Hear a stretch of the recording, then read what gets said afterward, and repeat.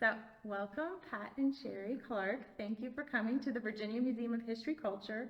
It is September 20th. Paige Newman and Danny Flakes, and we're recording your Vietnam oral history, Pat.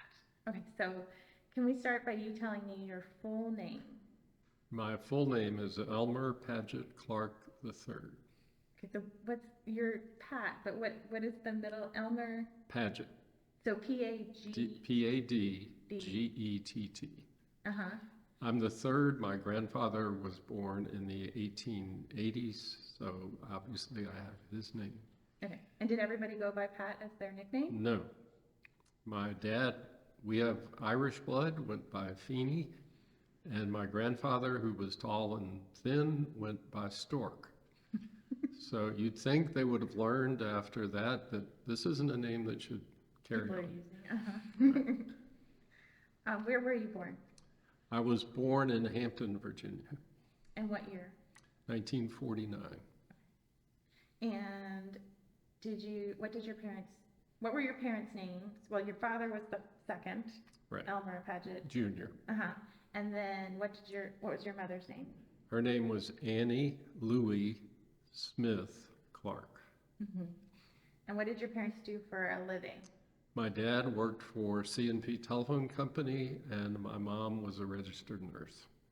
And did your dad have any military service? He did not. He worked for the phone company during the war, and he worked at Langley Field. And when his draft status came up, he was protected because of the job he did at Langley by the phone company. So, He's considered essential. right. And where did you go? Did you have any siblings? I have an older sister and a younger brother. And did you spend your whole childhood in Hampton Road? No, we moved a little bit. My dad was transferred. We went to Blacksburg, Virginia, then to Roanoke, and then when I was 7, we moved to Norfolk, which is where I grew up. Okay. So you were kind of surrounded by military from an early age. Like growing up in the Navy. And so where did you go to high school? I went to Norview High School in Norfolk, And what year did you graduate? 1967. Okay. So now, when did you first hear about Vietnam and that the U.S. was involved and that you might get drafted? Like, when did that come? The news was talked about Vietnam in the mid-60s. My dad was a big fan of Walter Cronkite, the CBS Evening News, and I usually watched it with him. And they were talking about, even under President Kennedy, there were advisors, non-combatant advisors. But then, of course, after 63, when Lyndon Johnson became president, that changed. And then I believe it was in 67, the Gulf of Tonkin incident with the 2 U.S. naval ships, which gave him the excuse, as we know now, to increase the number of troops and send combat troops to Vietnam. So it was on the news, it was in the paper. As a 15, 16, 17-year-old, I don't think I connected that with what my life would be like when I was 19. Mm-hmm. So when you graduated high school, you went to college? I went to Old Dominion College, which is the local university now. And I wasn't ready for college. I wasn't a particularly good student. So at the end of the first year, I decided that I needed to do something, for want of a better phrase, to grow up. So with a friend that I went to high school with, we enlisted in the Army together. And did you have a sense, in college, were people talking, with the year that you spent in college, were people talking about Vietnam? Mm-hmm. And was there any protests or anything that was happening on the campus?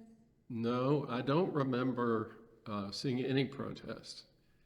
you have to remember Norfolk is a military town. Not only there's Army and Marines around, as well as the Navy is the overwhelming service. And it's fairly conservative. So I don't think at that point there were protests about, I never saw anything about what was going on. And did you enlist, did you have a sense that if you enlisted, you had more control over what position you would be put into the military? Well, perhaps. I was naive. I was 19. If you enlist in the Army for 3 years, if you promised them 3 years of active duty, now this was true when I went in, you could choose your MOS, which is the job you do.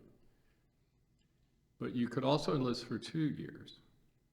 You were still considered regular Army. I have an RA service number. But you were at the mercy of the Army as to what they needed. So I enlisted for 2 years. So I didn't know what would happen, but I think in the back of my mind, I knew where I would go. I had uncles who served in World War II. In fact, all of my uncles served. My mom's brother was in Burma.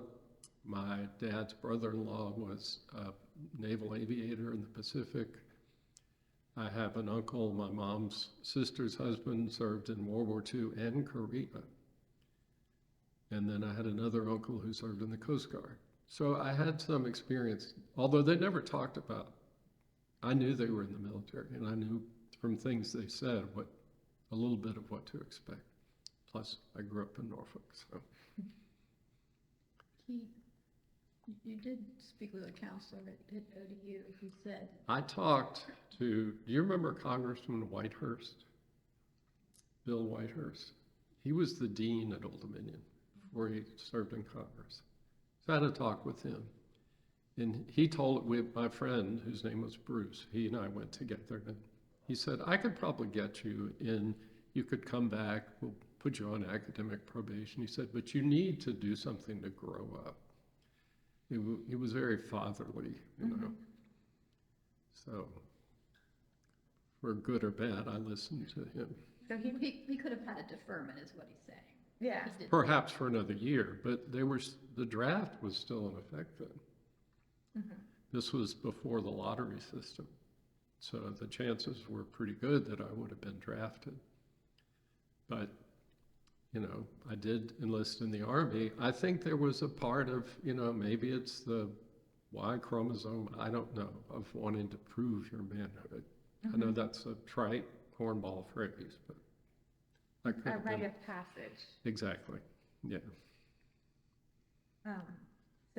And you didn't consider enlisting in any other branch? No, I didn't want to go in the Navy.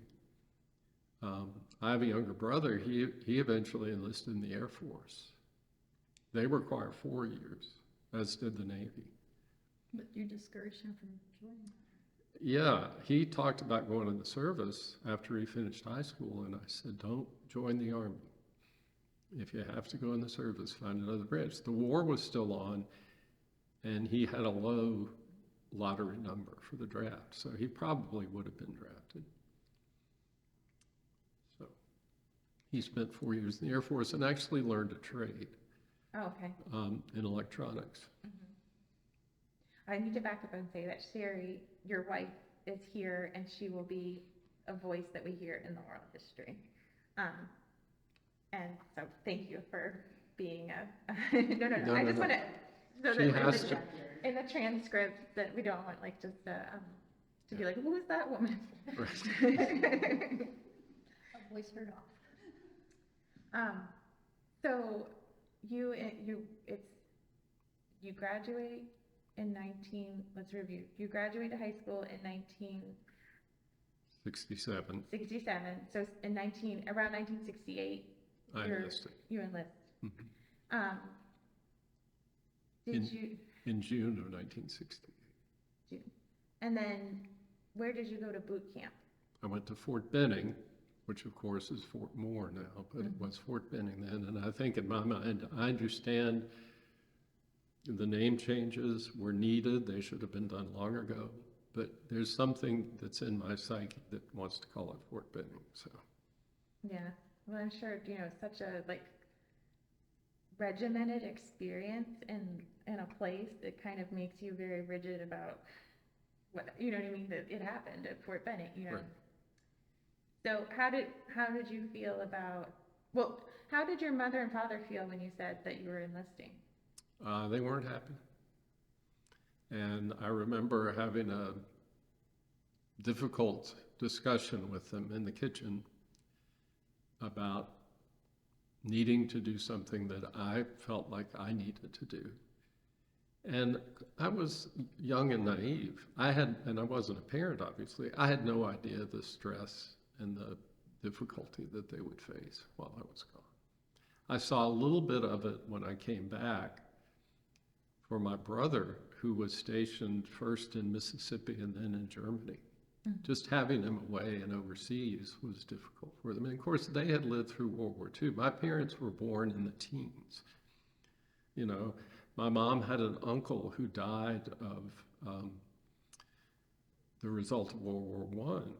He died in the Veterans Hospital in Durham, North Carolina, where she's from being gassed in the trenches. So they knew what war was like. This wasn't new to them. And I wasn't thinking that way. I was a kid. But did you feel like they would support you still, even though they didn't feel like you were doing the right thing? They were supportive, yeah. So what were your impressions of boot camp? Did you make any particular friends there? Did you have any experiences with leadership that was different? The friend that we went through high school and went to Old Dominion for a year, Bruce is his name, he and I went together. We ended up at Benning together because we came to Richmond, and that's where the induction station was. And we actually took the train. We left from the Broad Street station, which is now the Science Museum. Took the train to Atlanta, took another train to Columbus, and then this really gruff drill instructor met us with a green bus at Columbus and drove us into Fort Benning. And I think probably for most guys, at least then, it's so overwhelming because everything is alien. And they yell all the time. This is an aside, which you may not want to put in it, but my mother was an alcoholic and she yelled a lot. So being yelled at wasn't new, but these guys would get right in your face and yell and spray you with spittle. And even if you did something the way they wanted it done, they'd yell at you for something else. So it was culture shock. Now, they do give you a couple of days in what they call a reception station where you get acclimated, you get all your uniforms, get your boots, and then you're assigned to a training company. And did you and Bruce get in the same training company? We did. In fact, we ended up in the same platoon, which was lucky because we knew each other. Now, you get to know the guys you're living with. There were 40-some guys living in a 2-story barracks that was built for World War II. So you get to know each other fairly well. And you're all in the same boat. So then you find out who's, does things the way they should and who doesn't. The drill sergeants are good at weeding that out. The Army is very efficient in their training. And if you don't fit the pattern that they want, then they have ways to Drive you away. Either get rid of you or force you to start again, which was the big fear they held over everyone's head. You'll be sent to a new training company and you'll have to start all over again, which they did so. Hmm. So it was comforting to have a friend there, Yeah. but it was totally alien. The only thing that I felt comfortable with was because my mom was an RN, she was very strict on us about how we made the bed. You could literally bounce a coin off the beds we made because we had to make them that way. There could be no wrinkles in the bed. So I knew how to make a bed, a bunk. So I didn't have to, You didn't have to learn that skill. I didn't have to learn that, no. And did they do any testing of you to see what you were inclined to do within the Army? I think the testing, they did some testing at the induction station here in Richmond. It was somewhere downtown where you get your physical and all that stuff. And then you come back and you're, but I know they did testing because they talked to me about, now this may have been in advanced training, which was at Fort Ord, California, about going to OCS, which I didn't want to do. I just joined the Army to get away from school. I didn't want to. And to have a different experience. Right. So. You didn't want to make it your career. I didn't then. I mean, I suppose I had thought about it. I knew a lot of career naval officers. Our neighbor was a Navy dentist. He was a captain in the Navy. He was, one of my parents' best friends. So I knew it was a good life and that it offered a lot of benefits, but I don't think I was thinking seriously about it. Okay, so how long were you at Fort Benning? It's either 6 or 8 weeks, I can't remember. Mm-hmm. And then where did you go from there? From there, I went to Fort Ord, California, which is no longer an active Army post. The area, it's a beautiful part of California. It's right on the coast, just north of Monterey. And in the training areas in the mountains, you overlook the Salinas Valley. And I was a big fan of John Steinbeck, so it was really cool because I had read books that took place in Monterey and Salinas, and so. You should tell the story about basic training, about the company. Oh, that was advanced training. Okay, I'll tell that story. There was we were in advanced training. Is it okay to tell? Yeah. this? At Fort Ord, and you're supposed to know what you're doing by then. You've been through basic. This is where you learn advanced skills of combat and other things. And you march everywhere. We went somewhere for some kind of lesson, a theater, a training area, I can't remember, but we marched down a street and we had our gear and we carried our rifles, which were heavy M14s. And you have to stack your gear and put the rifles in a triangle, in a pyramid, in a TP shape, and everything has to line up. And the drill sergeant who was running this operation got mad because things weren't lined up the way they should be. So he had us we wore helmets, which have a helmet liner and then the steel pot, it's called, on top. We had to take those off, put them on top of our gear.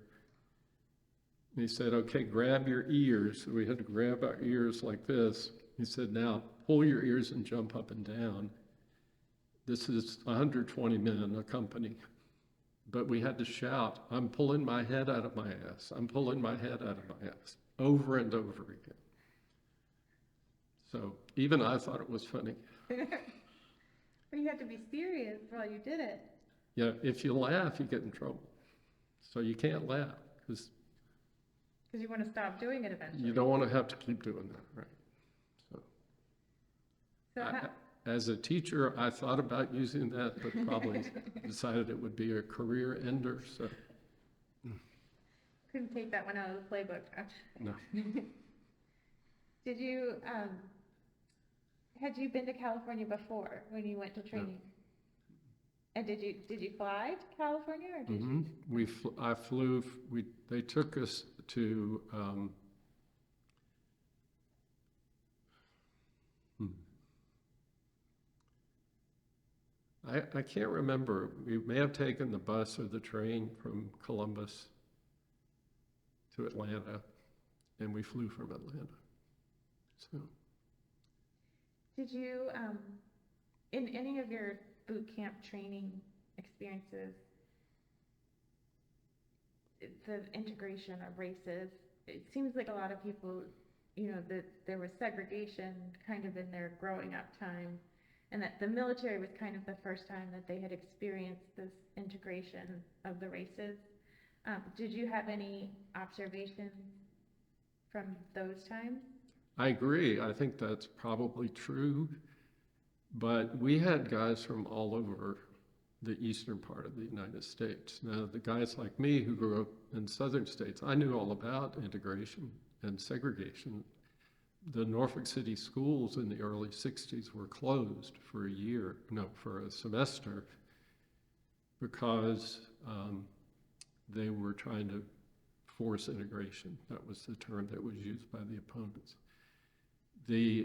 So they closed it. One of my favorite parks, it's called First Landing State Park now. It used to be Seashore State Park.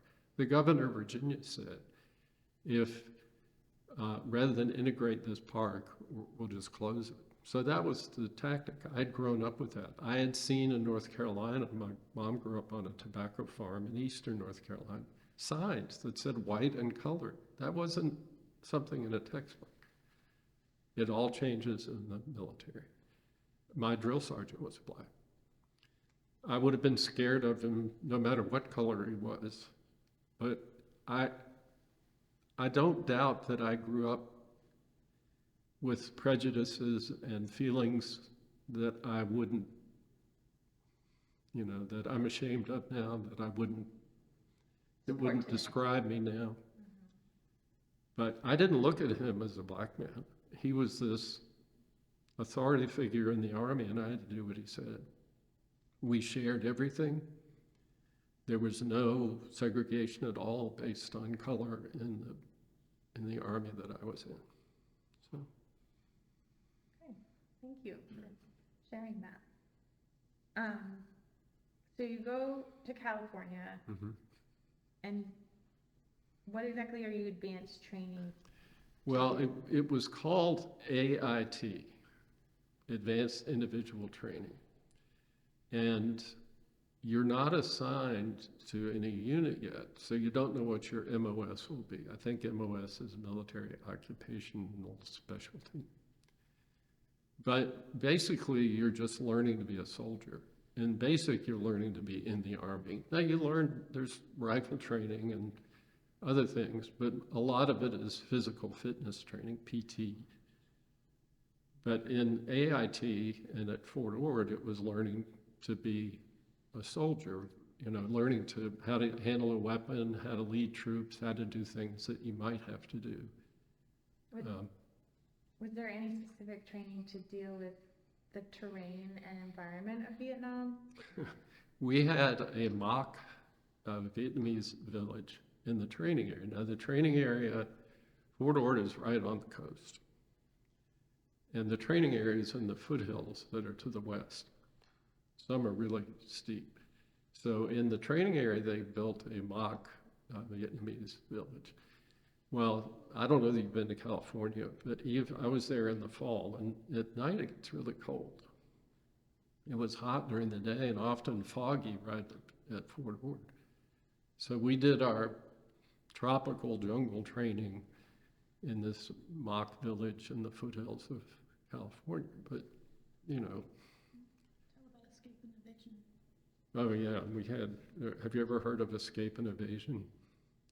They take you one afternoon, they take you to a mock village, and they tell you all the terrible things that happen if you're captured, which is probably the biggest fear of anybody who serves in combat.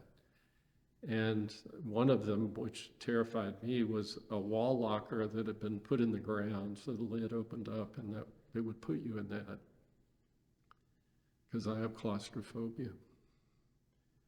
Anyway, then the village might be here, then they drive you in a deuce and a half. Do you know what that is? The typical army truck with the open or canvas covered back. Maybe 2 miles away, and they drop you off and you have to get back at night. By then it's dark. If you're captured, you're taken as a POW. And they use all kinds of tricks. They drive around with a bullhorn and say, the exercise is over, come on out, we'll take you back. You weren't supposed to do that. They tell you, ignore anything like that, but some guys got suckered in. So I had this incredible fear of this wall locker in the ground. So I made it back without being captured, but not everybody did. So, I mean, the Army's, I don't know what Army training is like now, but I can't imagine they aren't using some of the same tactics. Yeah, I mean, we did live fire exercises where you crawl under, machine guns are firing at about 3 or 4 feet, and you have to crawl under barbed wire and through mud and do all that stuff with live ammunition over top. You know, a lot of training is done with blanks, but this was live fire, so. Yeah. Did you feel, one, how did you feel about you were going for your experience that was going to be a rite of passage? Was there any point where you were like, I don't know what I put myself into? Every day. You know, it was hard. I was not an athletic youth.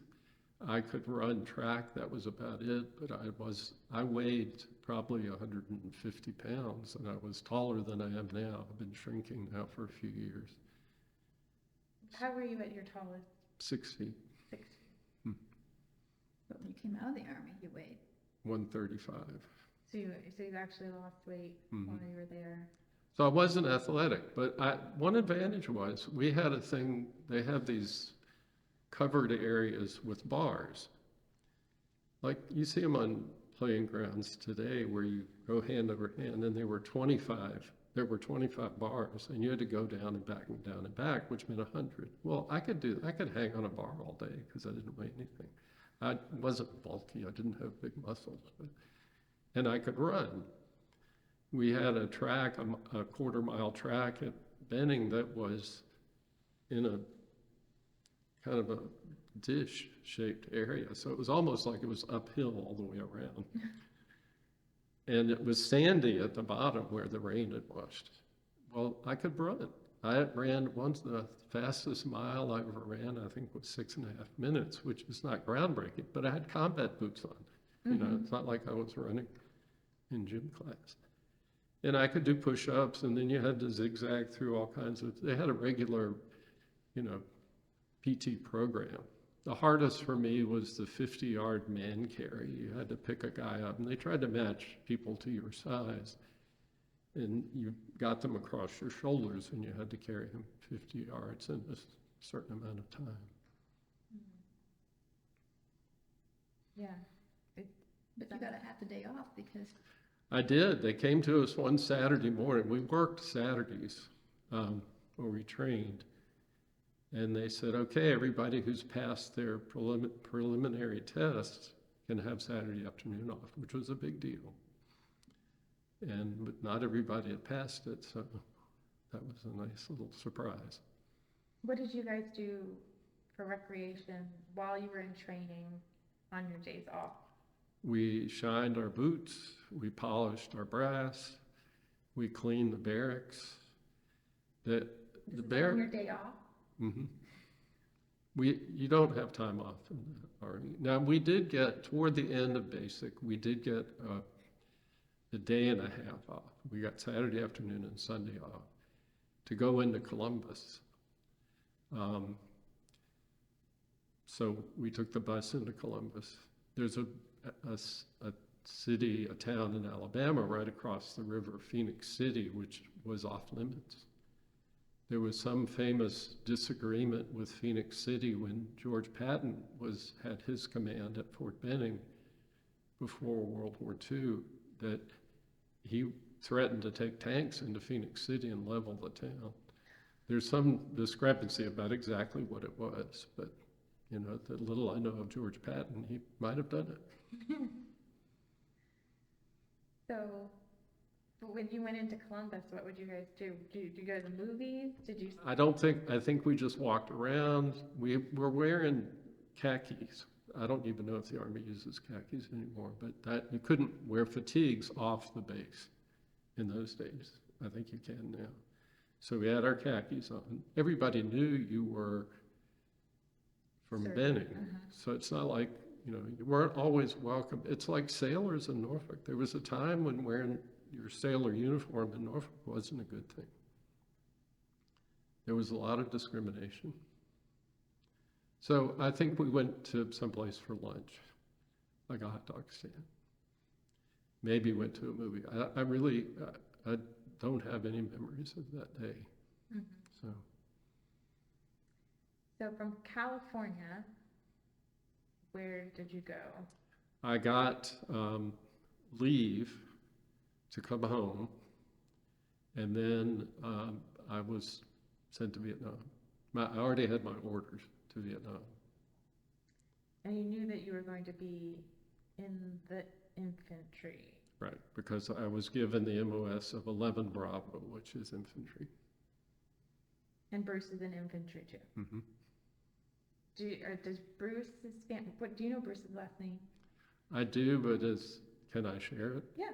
Herstein, Heirstein. Did your families know each other, or? No, we grew up close to each other because we went to the same high school, but they Didn't know, yeah. Didn't social. Well, in 1969, my dad was transferred to Richmond.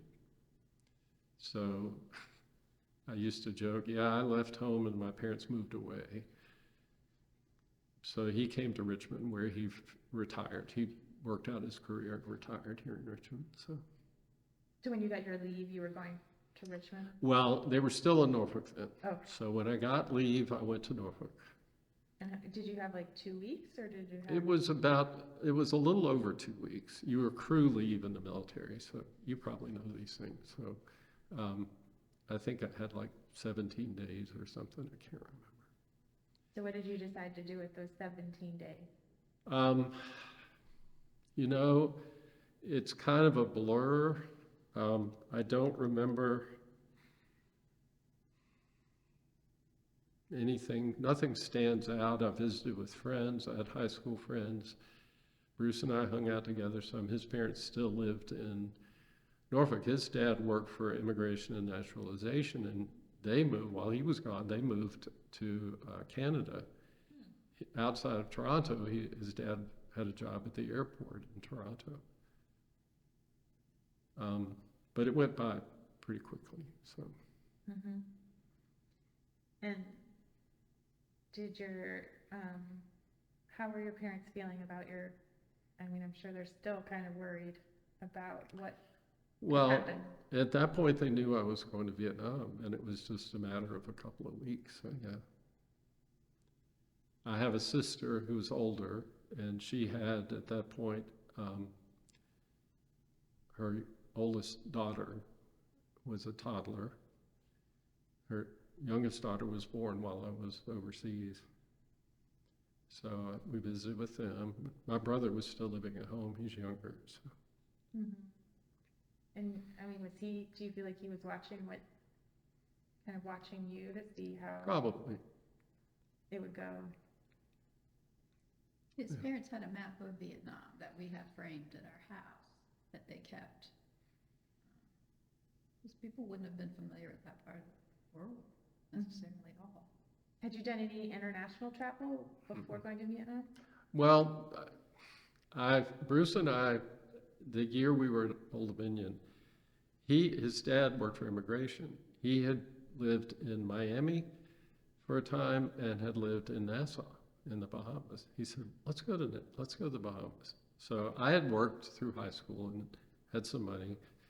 So this is before we went in the Army. we drove down to Miami, stayed with some friends of his, and we flew for like $25. You could fly to Nassau. So we spent a few days in the Bahamas, snorkeling, and I remember that because I think that was my first trip out of the United States. So So when you flew to Vietnam, did you leave, what town, did you go up to DC? Did you go to California? well, I got travel pay from Fort Ord to San Francisco, which is like $20. You could almost walk. But of course, I had to come back to Virginia, so my parents we spent the night with some friends in Arlington, and then I flew out of Dulles to San Francisco, and I took my first helicopter ride because I had to be at Oakland Army Terminal, which is across the bay. So I told the ticket agents, I said, I need to go to Oakland. They said, we'll fly to San Francisco, but we can give you an air taxi to Oakland. So it was a commercial taxi, air taxi, or? Mhm. Uh-huh. Yeah. Wow, that's kind of cool. Mm-hmm.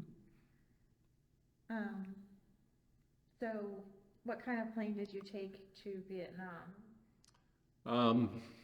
It was either a DC-8 or a 707, Flying Tiger Airlines. There were no divisions of classes. They were simply troop transports. So there were 6 rows of seats from the tail to the cockpit. So it was like flying in a cigar tube. And we left, well, you spend a few days at Oakland Army Terminal and until they're ready, because that's the processing point for guys leaving to go to Vietnam, but also coming back. So we flew to Alaska, Anchorage maybe, and we were in khaki uniforms, short sleeve shirts. And they let us get off the plane and go into the terminal. It was cold. It was November, and it was dark because we left in the evening. And then from Alaska, we flew to, I think it's Yokota, Japan, and then to Tan Son Nhut Air Base near Saigon. And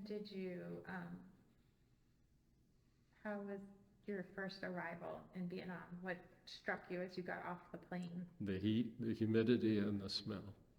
I think any Vietnam vet would tell you that. And so then you were processed into? Well, you go to another reception station for 2 or 3 days, where I think we got some more shots. We got our tropical fatigues. We had to pack up anything. You couldn't have any civilian clothes. You couldn't have you could have pocket change, but no standard US money. They converted everything to MPC, military payment certificates. So I think we stayed 2 or 3 days there until you get your orders, the unit you're assigned to. Mm-hmm. So. And then you went into? They flew us in I think it's a C-123. It's a light twin-engine prop cargo plane with the back, like military planes have. And we left, we flew down to Dong Tam, I was assigned to the 9th Infantry Division, which was the base camp is called Dong Tam. It's near a Vietnamese city, My Tho, which we called My Tho. It's spelled T-H-O, but I didn't know how to pronounce it until I met a feisty French teacher who grew up in Vietnam. She just about slapped me and said, it's not My Tho, it's My Tho. She was from Vietnam. And then we were taken to our individual units that we were assigned to. Okay. So, we know that you don't want to talk about combat per se, but maybe we could skirt around a few things and talk about maybe your life as a soldier in the jungle, you know, can you tell me what no combat day was like when you had gotten to your unit, and would you go to a fire base? Well, Dongtam is the 9th Infantry Division base camp. It's right on a branch of the Mekong River. In fact, part of the base was taken up by the Navy because they ran, are you familiar with swift boats? Mm-hmm. They ran swift boats, and also one brigade of the 9th Infantry was mobile riverine. So they operated on small boats. That's how they travel. I was assigned to a brigade that was air mobile. So we flew in Huey, the classic Vietnam helicopter.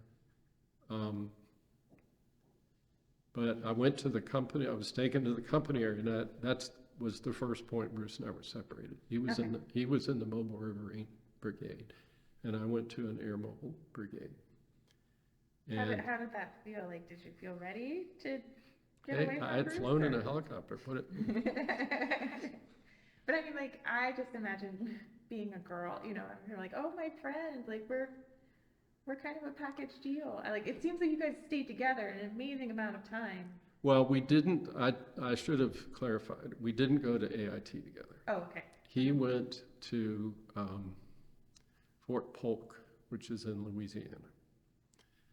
And I went to Fort Ord. So we had been separated. Oh. But And was Fort Polk, was that more, would it have given him training that would be Same for thing. oh, it was the same thing? Yeah. Okay. yeah. So I remember landing, we flew into Dongtam, and these planes are designed to briefly land, throw cargo out of the back, which they didn't do with us, but it's a very rough flight, and they kept the top, it's a clamshell in the back, and they kept the top open. They're not air conditioned. You sit in aluminum canvas seats on the sides. And we landed, but before we landed, and they come in steep because the airfield was right at the edge of the berm, which was, you know, good guys, bad guys. And they don't want to take any enemy fire, so they come in steep and they land quickly to get behind the berm. And there were plumes of black smoke all over the Dongtam. And in my naive mind, I thought, oh great, they're being shelled or they're being bombed. I had no idea what was going on. But it's more mundane than that. The only way of disposing of human waste was the outhouses were literally outhouses with seats, and underneath was a half of a 55-gallon drum. They cut them in half. That caught the waste material, and then they'd periodically drag those out, mix them with kerosene, and burn them. Sent up a giant plume of black smoke. But it looked to me like we were being attacked. Fortunately, it was not. It was just waste management. It was. And often on Dongtam, they used a lot of local Vietnamese for those kinds of jobs. So they were often Vietnamese women that had to manhandle these. Anyway.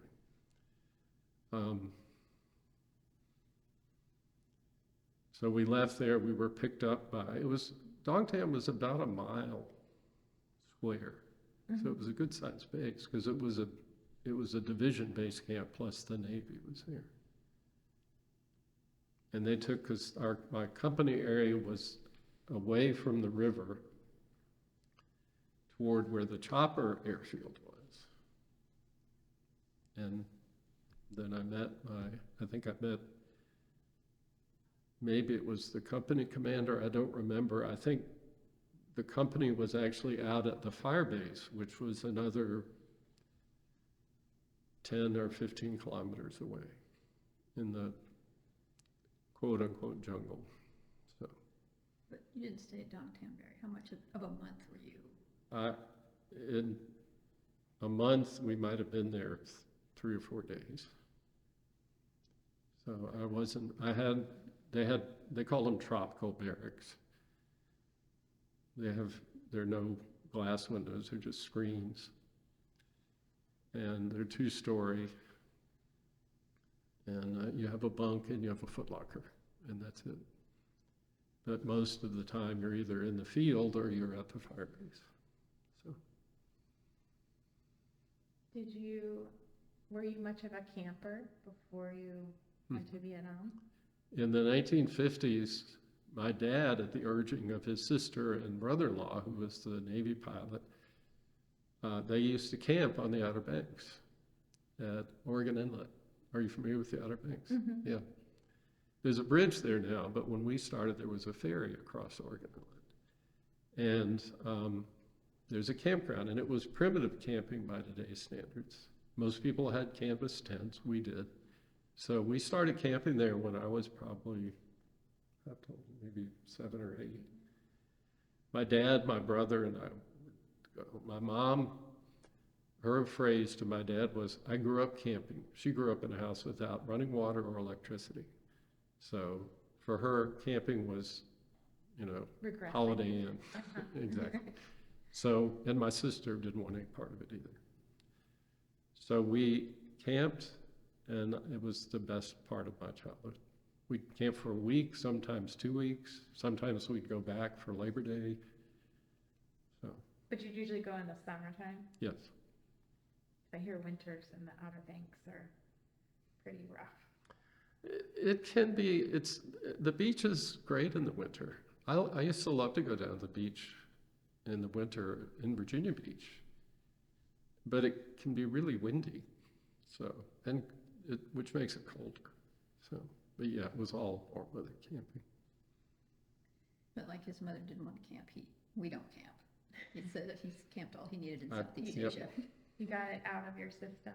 Yes. But did you feel like that was an advantage? Your family's camping kind of history? Maybe. It's not like we hiked through the wilderness and had to carry in everything we needed, which you do in the Army. So, but it was still sleeping on a cot, although there were lots of times I wished I had a cot. The only place I had a cot was at Dongtan.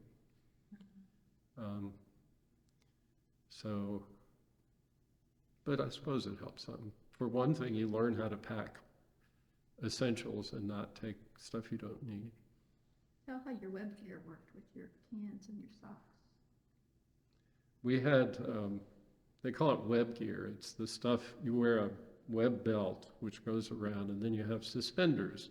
And they're designed to hook all kinds of things to. So you carry a backpack. It's a small, now, guys, I look at these rucksacks they carry and I think, we couldn't carry that kind of weight because we walked through mud all day. We were in the Delta. So you had a small backpack, but there were straps and hooks and loops everywhere. And somebody had figured out before I got there that when you got your sea rations, which came in a box, they were cans and then one foil pack of other stuff, that if you slide them down a sock and tie the sock to the top of your web gear, you can hang them over your shoulder, which is what we did.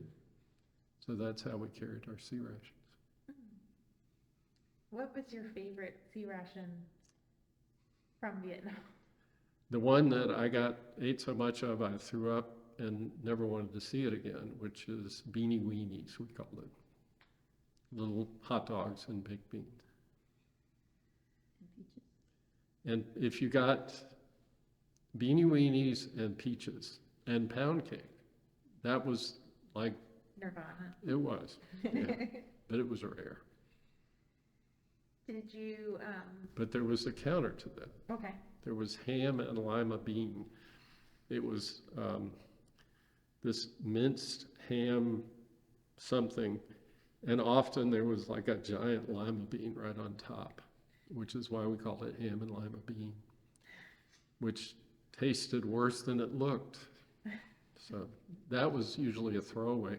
I wish I had just a percentage of the money that was wasted in Vietnam on C rations. Now, I don't know if they gathered up what we threw away and gave it to the locals or not. They should have if they didn't, but of course that might have prolonged the war. Well, they make coffee in the field. We got in our foil pack, you got toilet paper, you got cigarettes, you got a pack of 4 cigarettes. Did you smoke while you were in Vietnam? I did. I started smoking in basic. Both of my parents had smoked, but my dad had quit. My mom hadn't quite quit.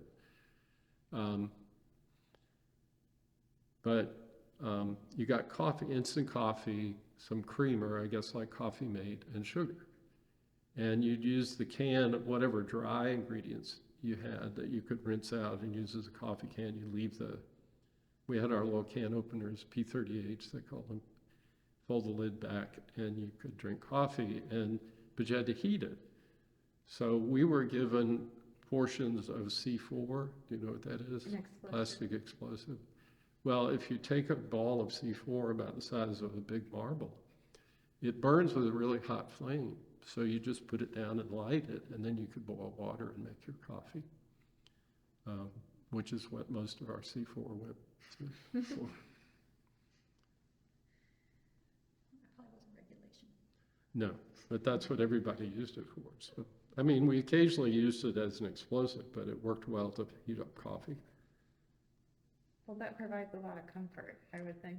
Yeah. Warm coffee is a morale booster. Well, we were in the Delta, it was hot, it was muddy, you were wet all the time, but in the morning you were chilly, especially if you'd gotten rained on at night. So a cup of hot coffee tasted good. How did you, as a 6-foot person, camouflage yourself and fit into the tight spaces that you may have been expected to fit? Well, we didn't have camo gear. We had units of LRPs, they were called long-range patrols, which were small units, 2 or 3 or 4 guys who'd go out and do reconnaissance.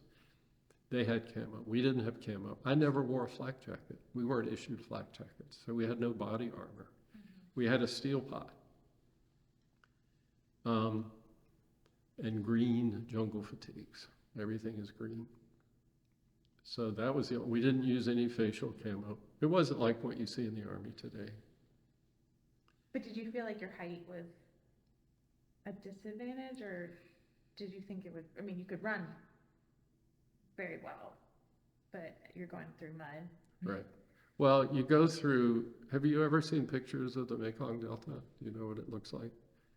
What rice paddy dikes look like? Well, the paddy dikes were dry, but you had to be careful because, you had to think, where do the Viet Cong think we're going to walk? That's where they're going to plant. Now, we didn't call them IEDs, we called them booby traps. So the general rule was, in the wet season, when the paddies were flooded, you walk through the paddies, which, of course, didn't help the farmers who were trying to grow rice. But we weren't thinking about that. When the paddies were drained and they dried out, then you could walk on the dikes because you figured they'd booby trapped the paddies themselves. This was just, GI folklore, but that's the way we did it. But there was always a person who was in front, walking point, who you hoped would Perceive any. Right. And every now and then we had dogs that were a big help because they could sniff out what could potentially be a problem. So, Were they smelling explosives? Is that what they had trained them? yeah. Or alerting on people hiding in a tree line or something like that. So. Tell them about your weapon. When you're new, you're given one of 3 things. A radio, which our radios were big, giant, heavy radios you wore with a shoulder harness, with a giant antenna. Or you were given an M60 machine gun, which is the Army's version of a lightweight machine gun. Or you were given an M79 grenade launcher, which is what I was given, which is like a short sawed-off shotgun. It fires 40 millimeter grenades. They look like giant cartoon bullets, but they're grenades. Now you can also fire flares, or you can put a buckshot round in for personal protection. You're also authorized to carry a .45 pistol, but the problem was carrying a .45 added more weight, and you had to carry the ammunition for the .45 that go in clips. So the general rule in our unit was you carried just the M79 and you kept a buckshot round in it. Now you have to, they load like a shotgun. You have to break it and put in the new, take the old casing out and put in a new round. So I didn't have to carry a .45.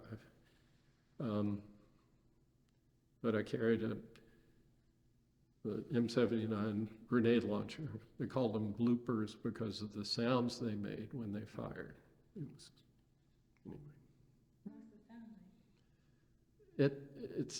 There's an explosion because it's a weapon, but because it's coming out of a pretty good size, well, you know what 40 millimeters looks like. Out of a tube that big, it kind of makes a bloop sound when it comes out. So, and I've forgotten what the range was. They don't fire that far, but you didn't fire it like a weapon. It had a sight that lifted up, because if you were firing at something that was maybe 50 meters away, you had to arc. Mm-hmm. You had to know, because if you shot straight at a target, it would hit the ground before it got there. You kind of had to go up and over. Like a mortar. Do you know what a mortar is? Mm-hmm. Yeah, same principle as a mortar. Why don't you tell when you decided not to give up that, when you got more seniority and you kept that weapon and you went on the story that you wrote? Oh, yeah. I got promoted I was made a sergeant. I was a PFC when I got there, not uncommon. And they made me an acting sergeant. And our company, the platoon sergeant said, I can't promote you to sergeant because you have to be a specialist for Spec 4. It's what used to be a corporal, 2 stripes. But the Army doesn't use corporal much anymore. They didn't. So you were a Spec 4. So I was a Spec 4 for a month, and then I became an E5, a buck sergeant, 3 stripes. And so I was given a squad, which was supposed to be about 12 guys, but it was never more than 6. And I could have given the M79 to anyone in the squad, but I decided to keep it. I'd had it so long, I knew how it worked. Right, so. But tell them about how you were when the first time you took your squad out, what you wrote about the plane. About the helicopter? No, about the helicopter. I can't remember. You said that the strap. Oh, I'd forgotten that. We went out, you know what the Hueys look like. Ours didn't have doors on it. They took the doors off. So in back of the little troop area, which wasn't that big, sat 2 door gunners with M60s that were mounted, that were pointed out. And so you got in, there were skids. You stepped on the skid and you stepped up and you just sat on the floor. There was one bench toward the back, but most guys just sat on the floor. And if you wanted to, you could sit with your feet hanging out, which for someone like me, growing up afraid of heights, I was actually amazed that I could do that. But there's something about when you take off in a helicopter, there's a period where it's really scary. You're looking down at the ground, but when you get up to a certain point, it's no longer scary. And they flew at about 2,000 feet when you were going from one insertion to another. And we were going somewhere. It wasn't the first time. Is this the story where the bag? Okay. And we were coming into the LZ, the landing zone, and they started receiving fire. Well, the pilots, their technique is to turn away from the fire. Well, I was sitting kind of with my bum on the edge of the thing with my feet going down to touch the skid, because you want to get off the chopper as quickly as you can, because there are other guys behind you that have to get off, because it's a very vulnerable Position. Yes.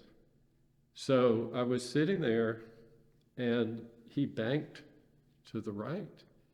And I actually teetered on the edge of the seat because the chopper was almost sideways. Well, this heavy bag I carried, I didn't explain, you carry the rounds for an M79. You can get a bandolier. They come in a canvas bandolier. But the easiest way was to carry them in a canvas bag. And it slid over and it helped pull me back in. A counterweight? Yeah, it was a counterweight. It was actually, do you know what a claymore mine is? Mm-hmm. Okay. They come in canvas bags. You get one side has the mine, the other side has the firing apparatus and the cord to arm it. Well, if you take the stitching out of it, you make one big bag. So that's what everybody that carried an M79 used for their rounds.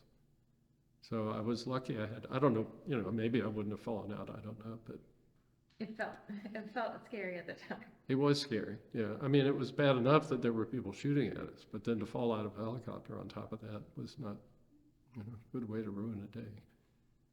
Did you, one of Emily Raymond, Dr. Emily Raymond, who's one of the guest curator for this project, she talks about how Vietnam was a helicopter war. Mm-hmm. That, you couldn't have done all the things that you needed to do and get to the places where you needed to be applied, as well if they didn't have the helicopters. How did the helicopters affect your experience in Vietnam? They were great, because if you were in a helicopter, you weren't walking. Because walking in the Mekong Delta is hard and it's dangerous. So whether you're flying in a helicopter or riding in the back of a deuce and a half, or like my friend Bruce on a Boba Riverine boat, you're not walking. You walk, the Delta is rice paddies crisscrossed by thousands of canals that have been dug over the centuries by the Vietnamese farmers to flood their paddies and then drain them. So you'd cross a rice paddy and then you'd come to a canal which might be as wide as from here to those bookcases. And these canals were used as open sewers. So it wasn't something you wanted to walk through, although I walked through a lot of them. And there would often be a bridge. They made bridges by putting heavy poles in the ground like this on either side and then putting one pole across. Well, my balance isn't that good. And the worst thing you could do is fall in, not just wade through it. So you had two choices. You could try the bridge, and often they were booby-trapped, although you could usually see where they might have been messed with. But the safe way was to wade across. So we were wet all the time. We had an affliction that developed called paddy foot. That's what the medics called it, from being wet all the time. The Army gives you wool socks, which are great, even in a tropical climate, but you stayed wet all the time. So they developed somewhere at either at Saigon or at Dongtan, they developed this cream that we had to have foot inspections periodically where they'd make you sit down, take your boots off and your socks and put this cream on it because it was painful. Your skin, it wasn't so bad as long as you were wet. It's when everything dried out that it started to crack open. And we had one guy who had the same affliction on his genitals. And he came back from the medic and he was laughing. I can't remember all the details, but he said, "You're not going to believe what they wrote on my form. Because of the common name for what we had was, it was called immersion foot. That was the medical name for it, but we called it patty foot. Well, they said what he had was patty dick. So, Really painful. yeah.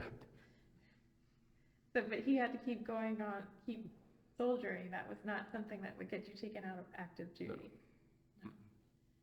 No. Did you ever get to do any R&R while you were Mhm. in Vietnam? Mhm. I went on R&R to Sydney, Australia.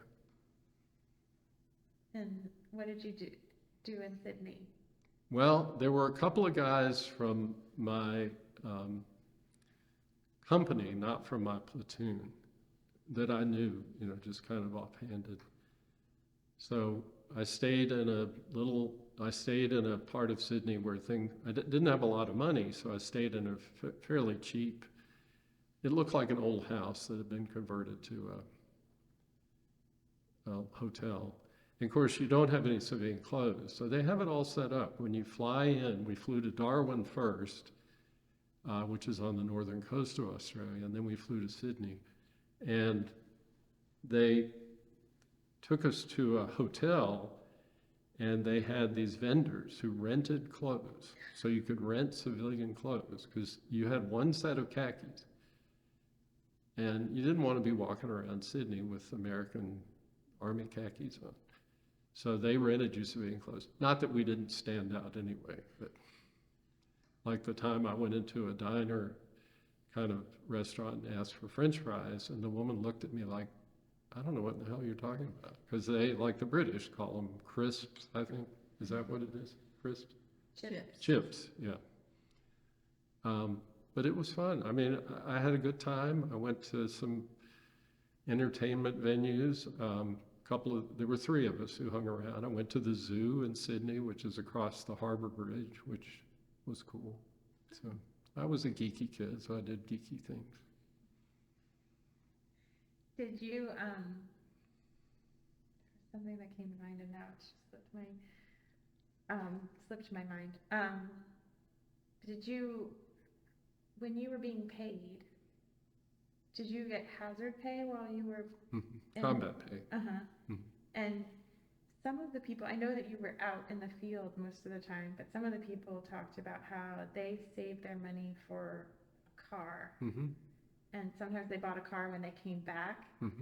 Sometimes they bought a car, there was like a PX situation where they would sell you seemed like muscle cars were the thing that people were buying. Did you have any experience, or did you know anyone that bought a car while they were in Vietnam? I don't. I didn't know anyone. And I saved money. You get paid in cash in the Army. You did. But you could set up an allotment mine just went home to a savings account. I wasn't married, so I didn't need to send it to a spouse. But you have to remember, I think the most I ever made was about $100 a month. And that was before taxes. So. You bought a camera. I did buy a camera at the PX. I bought cigarettes, but cigarettes were $1.40 a carton, or 15 cents a pack if you bought them by the pack. I don't think I bought anything else.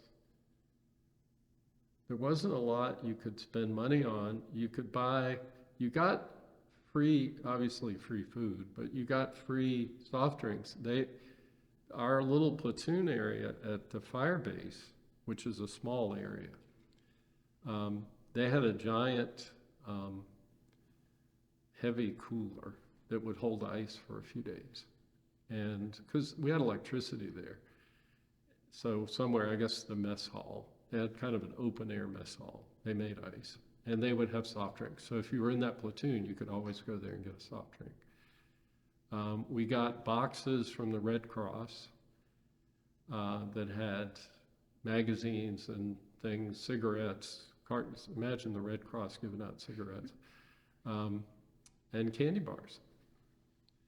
And those they would save those up, because usually when they got them they were designed for a whole platoon to be shared, but we'd be out in the field, so every squad got think they were called PSP boxes, I can't remember.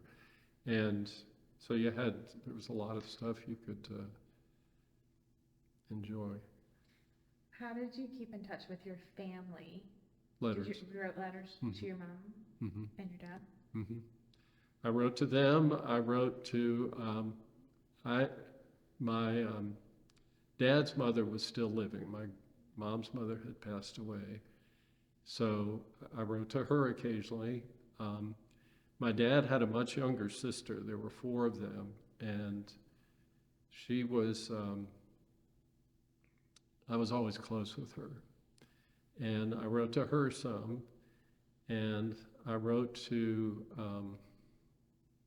my mom's sister and a couple other people, a couple of high school friends, but mainly to mom and dad. So, and I would get letters from them. It was spotty because we weren't, Always in the same. and I would get care packages, we called them. My grandmother Clark made, we called them pralines. They were just pecans with sugar on them that had crystallized. But she'd send me those. And But you said people shared things. oh yeah, you always shared. If you got a care package, you shared it with Your at least with your squad. Well, maybe not with the whole company, but certainly with the squad or the platoon. A platoon was supposed to be 40, depending on the unit. But like I said, our squads, we were usually at half, staff levels. We'd have like 6 guys in a squad, sometimes 5. So platoons were not much more than 20 guys. You said you bought Cokes from the indigenous person. When you were out in the field, there could be a firefight. And after the firefight, or if you had to call in a dust-off, a medevac chopper or anything, once things settled down and you got your position set up, these Vietnamese women would come out with these sticks with things on each end. You could tell they were heavy, selling Cokes. They didn't come out in the middle of the firefight, but they were out soon after. They told us not to buy them. The scare tactic was some guy up north bought one and it was filled with broken glass. Everybody bought one. They were 50 cents. They were expensive, but what else did you have money to spend on in the field? So you got paid in cash, but then they converted your cash. But No, also you got paid in MPC. okay, an MPC, and then these people would accept MPC. Oh, there was what they really wanted was American money, but it was illegal for us to have American money. So. Did you ever go to a USO or some sort of entertainment? I didn't. I went to we had at Dongtam we had an NCO club and an EM club, enlisted men's club. So if you were an NCO like I was, you could go to the EM club if you took your collar devices off. They didn't ask for ID. The other way around, it didn't work. Enlisted men couldn't get in the NCO club. Of course, I didn't go to an officers club. And they would have entertainment. But I never saw a USO show. Bob Hope came to Dongtam, which we found out after the fact. They took us, it was an odd operation. They took us out and placed us in like a cordon around this area outside of Dongtam. And I think we only found out later that we were providing security for the Bob Hope show. So. And you said you saw donut dollies, but you didn't interact. We had a couple of donut dollies who would actually come out to the fire base, which was risky. It wasn't safe, but they came anyway, but I never entered. I wasn't the kind who would go up to a donut dolly and just start. But seeing an American woman in a dress at a fire base was such a startling thing. You knew they were there. So Did you notice the effect of the morale of the men you commanded, after the donut dollies interacted, or? well, there, what trash talk is. There's always trash talk. So I don't remember anything in particular, but. Well, he had two of Donut Dollies that live in Virginia at a Do you mind if I take these off? teacher institute. They're new and they're bothering me. Teacher institute that he takes at the War Memorial, that he started doing when he was a teacher, and they've let him and his colleague continue because classes are never filled. Even since they're both retired. Yeah, so, and they go every summer and take these Teacher Institute classes, and they had Donut Dollies a couple of years ago who presented and gave us a little video, DVD, about the program, which I was really not familiar with.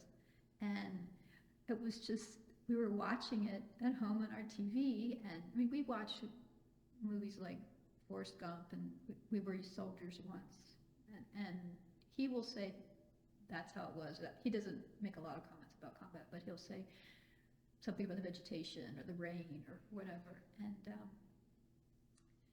And the Donut Dollies are talking about getting ready for, I mean, they came from the Seven Sisters. These women were from Wellesley, and Yeah, they have to be college educated. Mhm. and they talked about games that they made and the things that they did and how they tried to be upbeat, and you know, they knew they were representing home. And then this woman just says, we always went to the PX and we bought Shalimar.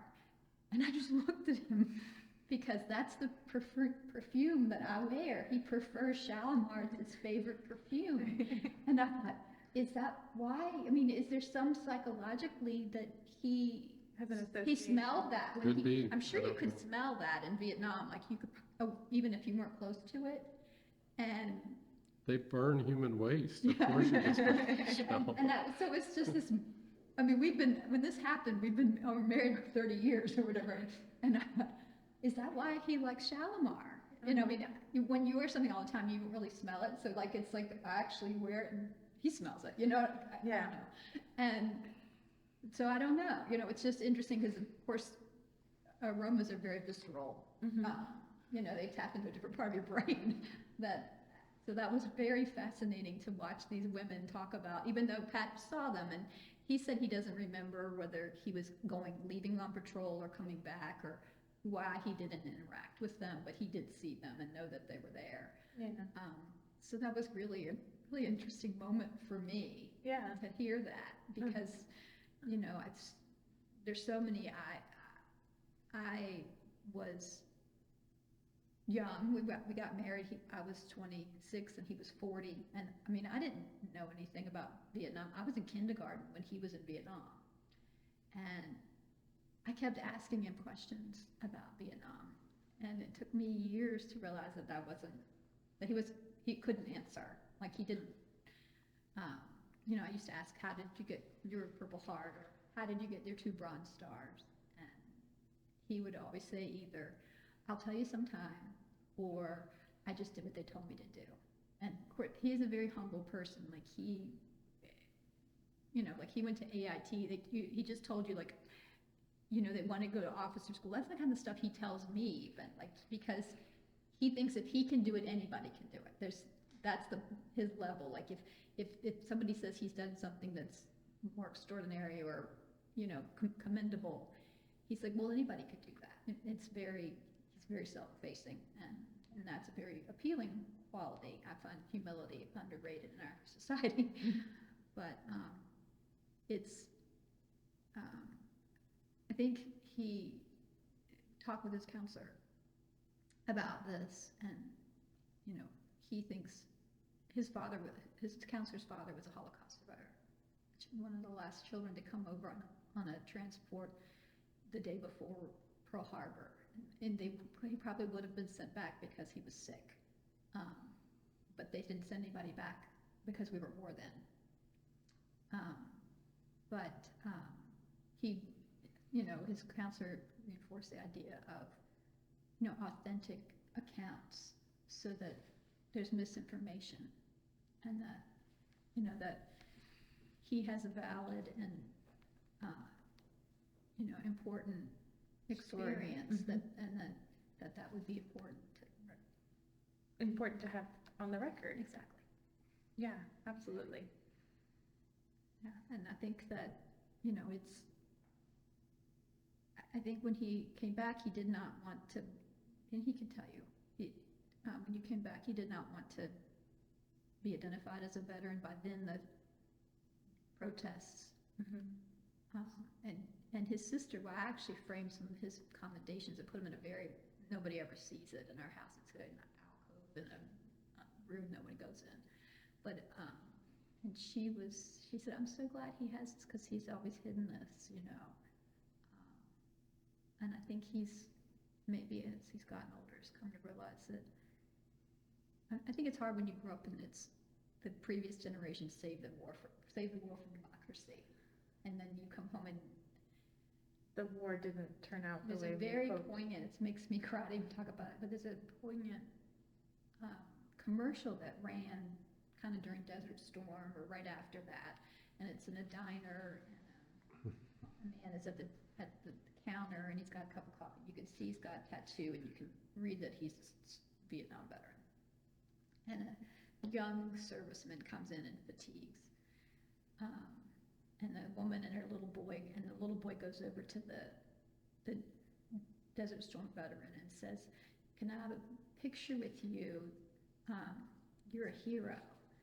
And, you know, the guy's very nice and everything. And the Vietnam veteran is sitting at the cup of coffee, and he just kind of does like this, and, you know, like, and then the little boy comes over to the Vietnam veteran, and he says, "That man says that you're a hero too. Could I have a picture with you?"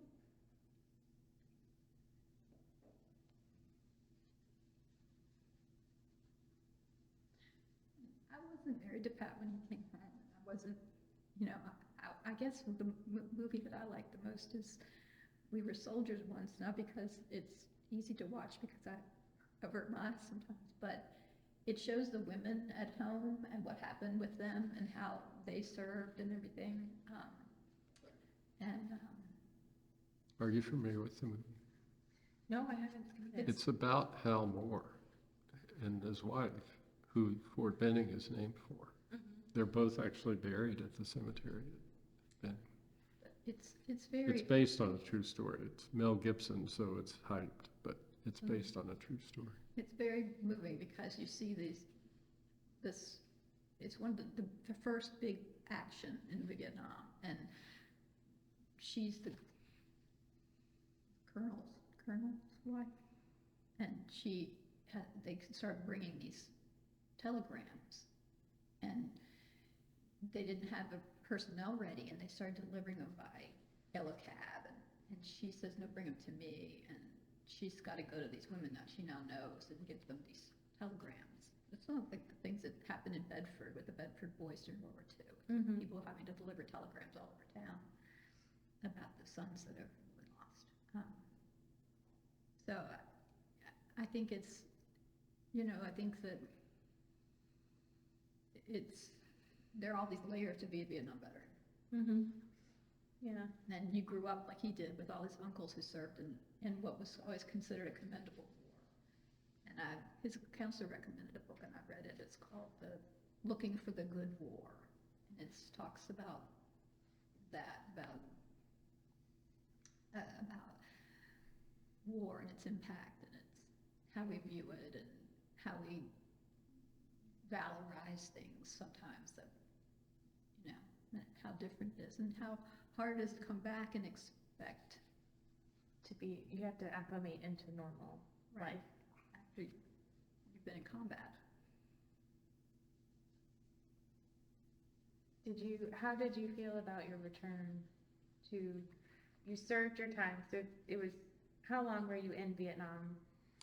I was there from November to July, November of 1968 until July of 1969. They, under President Nixon, they started the program called Vietnamization. Are you familiar with that? Where they wanted the Vietnamese, the Yeah. South Vietnamese government to kind of take more Which responsibility.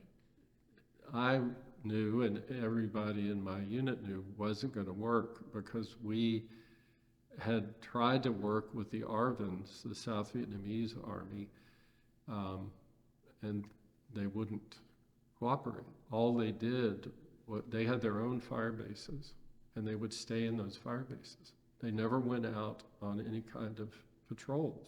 We were out in the field all the time. And I remember talking with guys. Of course, we were 19 years old. We thought we knew what was what.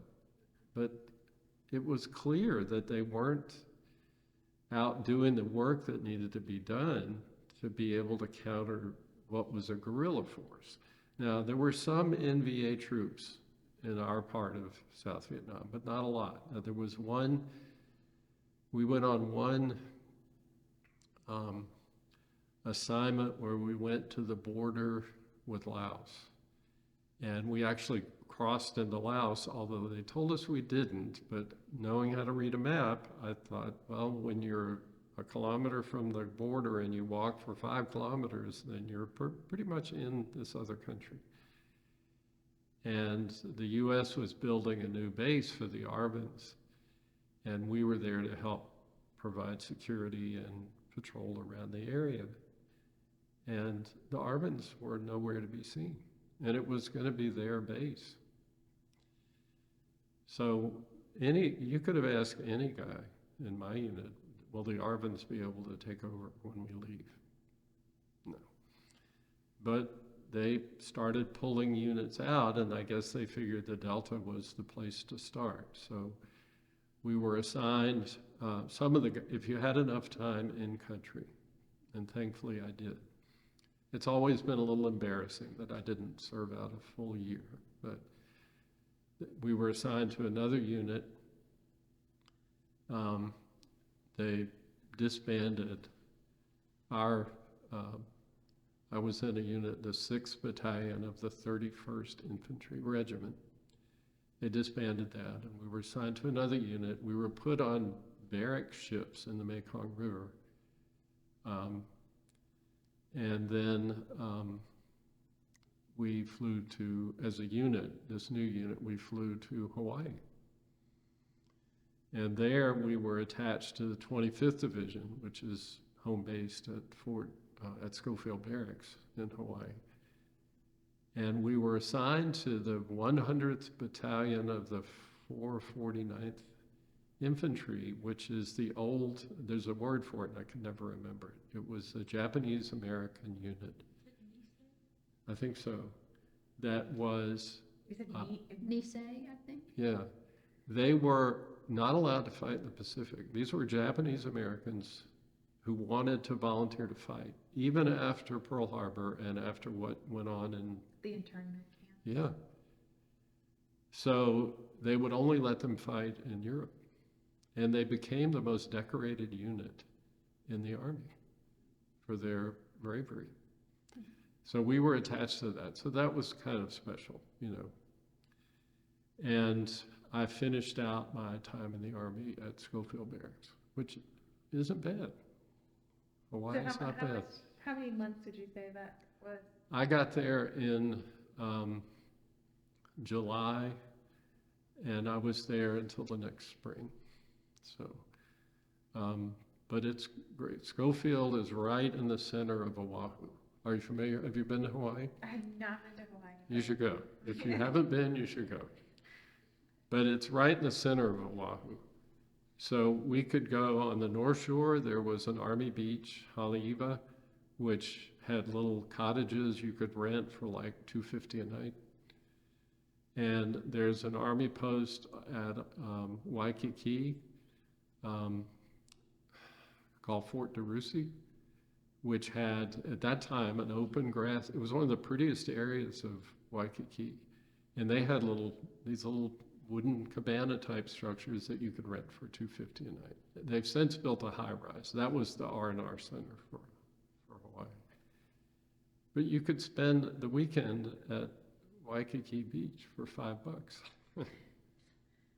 Anyway, it was, you asked about cars. A lot of guys bought motorcycles. Okay. Cars are expensive in Hawaii because they have to be brought in by ship. So guys bought motorcycles, but there's a little Hawaiian city right outside of Schofield called Wahiawa. And it was there that I faced discrimination for the first time in my life. The native Hawaiians, not the Japanese Americans, but the Polynesians, did not like, in many cases, what they called haoles, which is what white people were. And if you know the history of Hawaii, you can understand why. And there was a bar brawl in a bar right across from the main gate that I got caught up in. I wasn't a participant any more than just trying to stay out of, but they were not always happy. They told us not to go. They didn't make it off limits. There were areas in Honolulu that were off limits. Hotel Street was one of them because of the establishments. But So there would be prostitutes? Prostitution, yeah. If the Army makes it off limits and you get caught there, you could be punished. But they told us if you have to go into Wahiwa, make sure you're with another guy. I never did, except this bar was literally right across the road from the main gate at Schofield. So, and somebody said something and somebody threw something and it just became a brawl. But it broke your nose. Yeah, my nose got broken. So. But he said he didn't want to get in trouble, so he didn't go to the infirmary. You could be, well. I think the Army owes you a nose job. Now the drill sergeants would threaten new guys who came in to Hawaii, said, if you go to the beach on Sunday and get sunburned and you come back and have to go on sick call, we're going to court-martial you or give you an Article 15, which is a non-judicial punishment. And they could. You were damaging government property. So I didn't want to. You didn't want to bring attention to that. I was a sergeant. I didn't want to lose my stripes. I didn't want to get in trouble or anyway. So But you said there was a division between regular Army and draftees in Hawaii. If you were an enlistee like I was, you had an RA service number. RA is regular Army. If you were drafted, you had a U.S. service number. And even at Benning, you'd go outside the mess hall, you'd line up, everything in the Army is in line. And before you got to the door of the mess hall, there were pull-up bars. So you had to do 10 pull-ups or 15, whatever the drill sergeant standing there said you had to do. But you had to shout out your service number.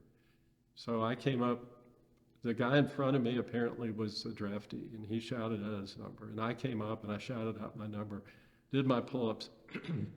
And then he grabs this guy in front of me and says, how dare you go, and something to that effect in drill sergeant speak, go in front of this regular Army troop or whatever. And I had cringed because you don't want them playing favorites when you're the one they're playing favorites on. Anyway, that was not a common occurrence, but there was a little bit of a division between RAs and U.S. troops.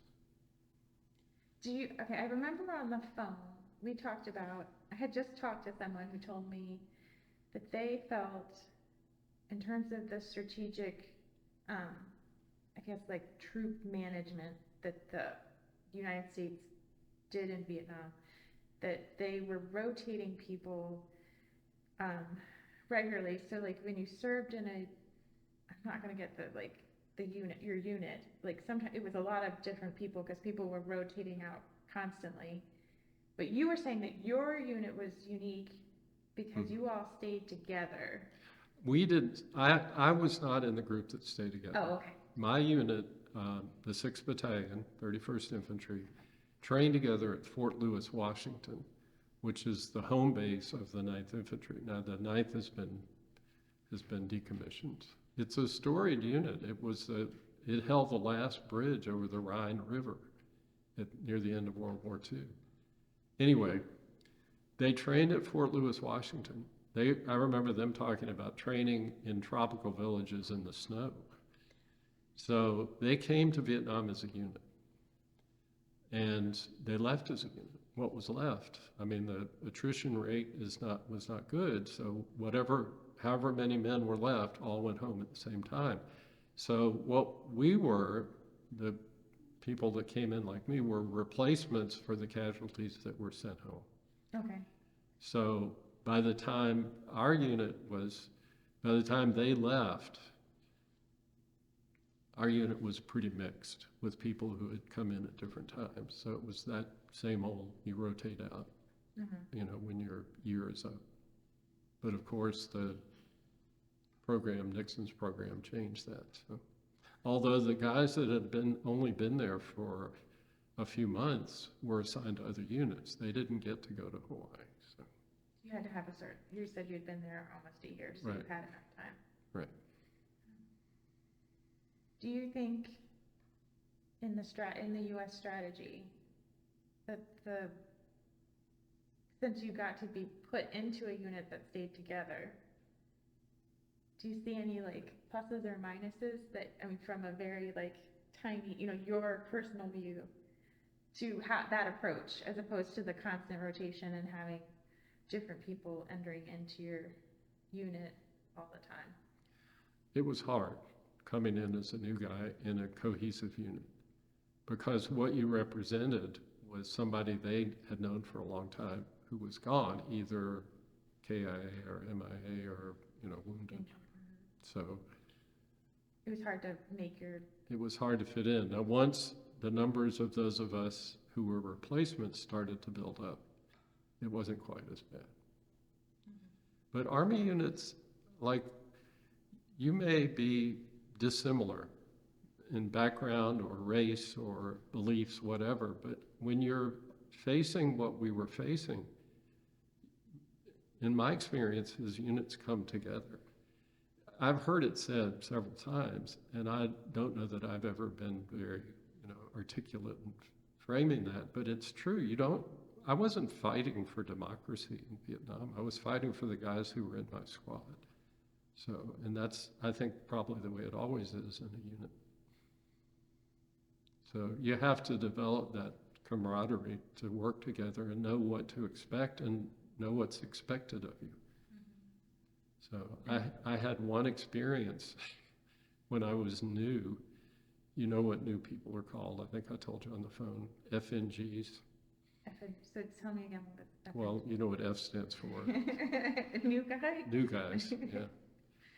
And they're not expendable, but they're not as valuable as somebody who maybe is close to their rotation out. But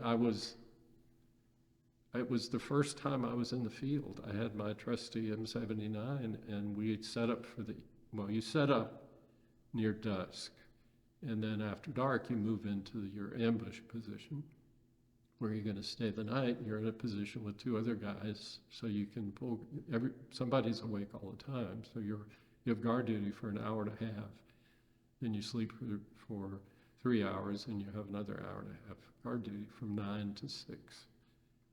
And there was some kind of tree or bush or something next to where I was after my guard shift, and the strap on an M79 is a wide strap and a sling, and there was apparently a branch. I don't remember all the details, but I hung it up on this branch. Now, it was only 10 inches above my head. I thought this will keep it out of the mud. Well, we were attacked, which is exciting because the Vietnamese, the Viet Cong, like we use, their machine guns have tracers. So you've got, do you know what a tracer is? So A bullet that it. glows. Yeah. I think every fourth or fifth round in an ammunition belt for a machine gun is a tracer round, and it helps you aim at night. And I look, and there's my weapon above my head, which means I've got to reach up to grab it. So And you got to be up yeah, more towards So- the artillery. what a boneheaded thing to do. So I didn't make that mistake again. You were learning in the field. Yes, which is how you do what you do, how you get through and how you learn what you need to know to be able to pass on to somebody else. I think I asked you in our phone call about what brought you comfort out in the field. And you talked about your religion and that I think maybe there was a chaplain. When I got to Vietnam, an Episcopal chaplain, I grew up in the Episcopal Church, gave out to all of his Episcopal troops a military-style prayer book. It's kind of an abbreviated version of the prayer book, and he actually signed it. I still have it. Put a little inspirational thing in it. So I would read that because I'd grown up. I read that. I don't know whether you know about the Episcopal Church, but used the prayer in the old days. Used the prayer book throughout the service, so I knew it all. You had to learn most of it for catechism anyway. So it just brought me comfort. Letters from home. It was so dark at night because there was no ambient light that if there was a three-quarter or full moon, you could read a letter at night. So that was comforting. Reading the prayer book, smoking, cigarettes. But there weren't a lot of creature comforts. I mean, You were at war. right. In the wet. And you were wet almost all the time. He said the only time his feet were dry was when he was in the helicopter. That was one of the advantages of. Especially you're sticking them out the side. That's right. Well, they were called jungle boots, and they have drain holes in them for a reason, because you fill it with water and the water would drain out, but your socks stayed wet. So. We interviewed someone that he got released from the army, but he had to spend like several months in aftercare because of his feet. Mm-hmm. So it is. Patty foot. Mhm. Could be worse. Well, there's actually in Forrest Gump, there's a whole, there's so much in movies that isn't. Oh, he's assigned, if you watch Forrest Gump, the unit patch on his shoulder is the 9th Division patch. It's called an octafoil. It has 8 points and then a center little medallion thing. So. But they talk about taking care of your feet, like the Yeah. guy that plays Lieutenant Dan, like you take care of your feet. They do have military advisors for movies like that, and some things are dramatized. But that's where I have learned a lot about Vietnam, is because Pat will say, it was just like that, or that elephant grass would cut you like this vegetation, or, so it's more like flora and the fauna. And sometimes, goes by decades, and then he'll say something about monkeys. I'm like, you saw monkeys? And We had a pet monkey in the company area at Hampton, that one of the clerks had a monkey. Did it have a name? I don't remember. They kept it they had a collar and a leash, and it just kind of hung out. They had a little stand for it near their desk. So I have no idea where it came from. We used to see, I know there were tigers in that part of Asia. We did see cobras quite a bit, which is always thrilling. tell about them. The cobra? Well, the one we saw, we were going somewhere, and in the middle of the rice paddy, we saw this head come up, and it probably came up 4 or 5 feet. So it was a big snake, and it's just looking around, which apparently is something cobras do. So But the same kind of thing he had to wade through with leeches and. Mm-hmm.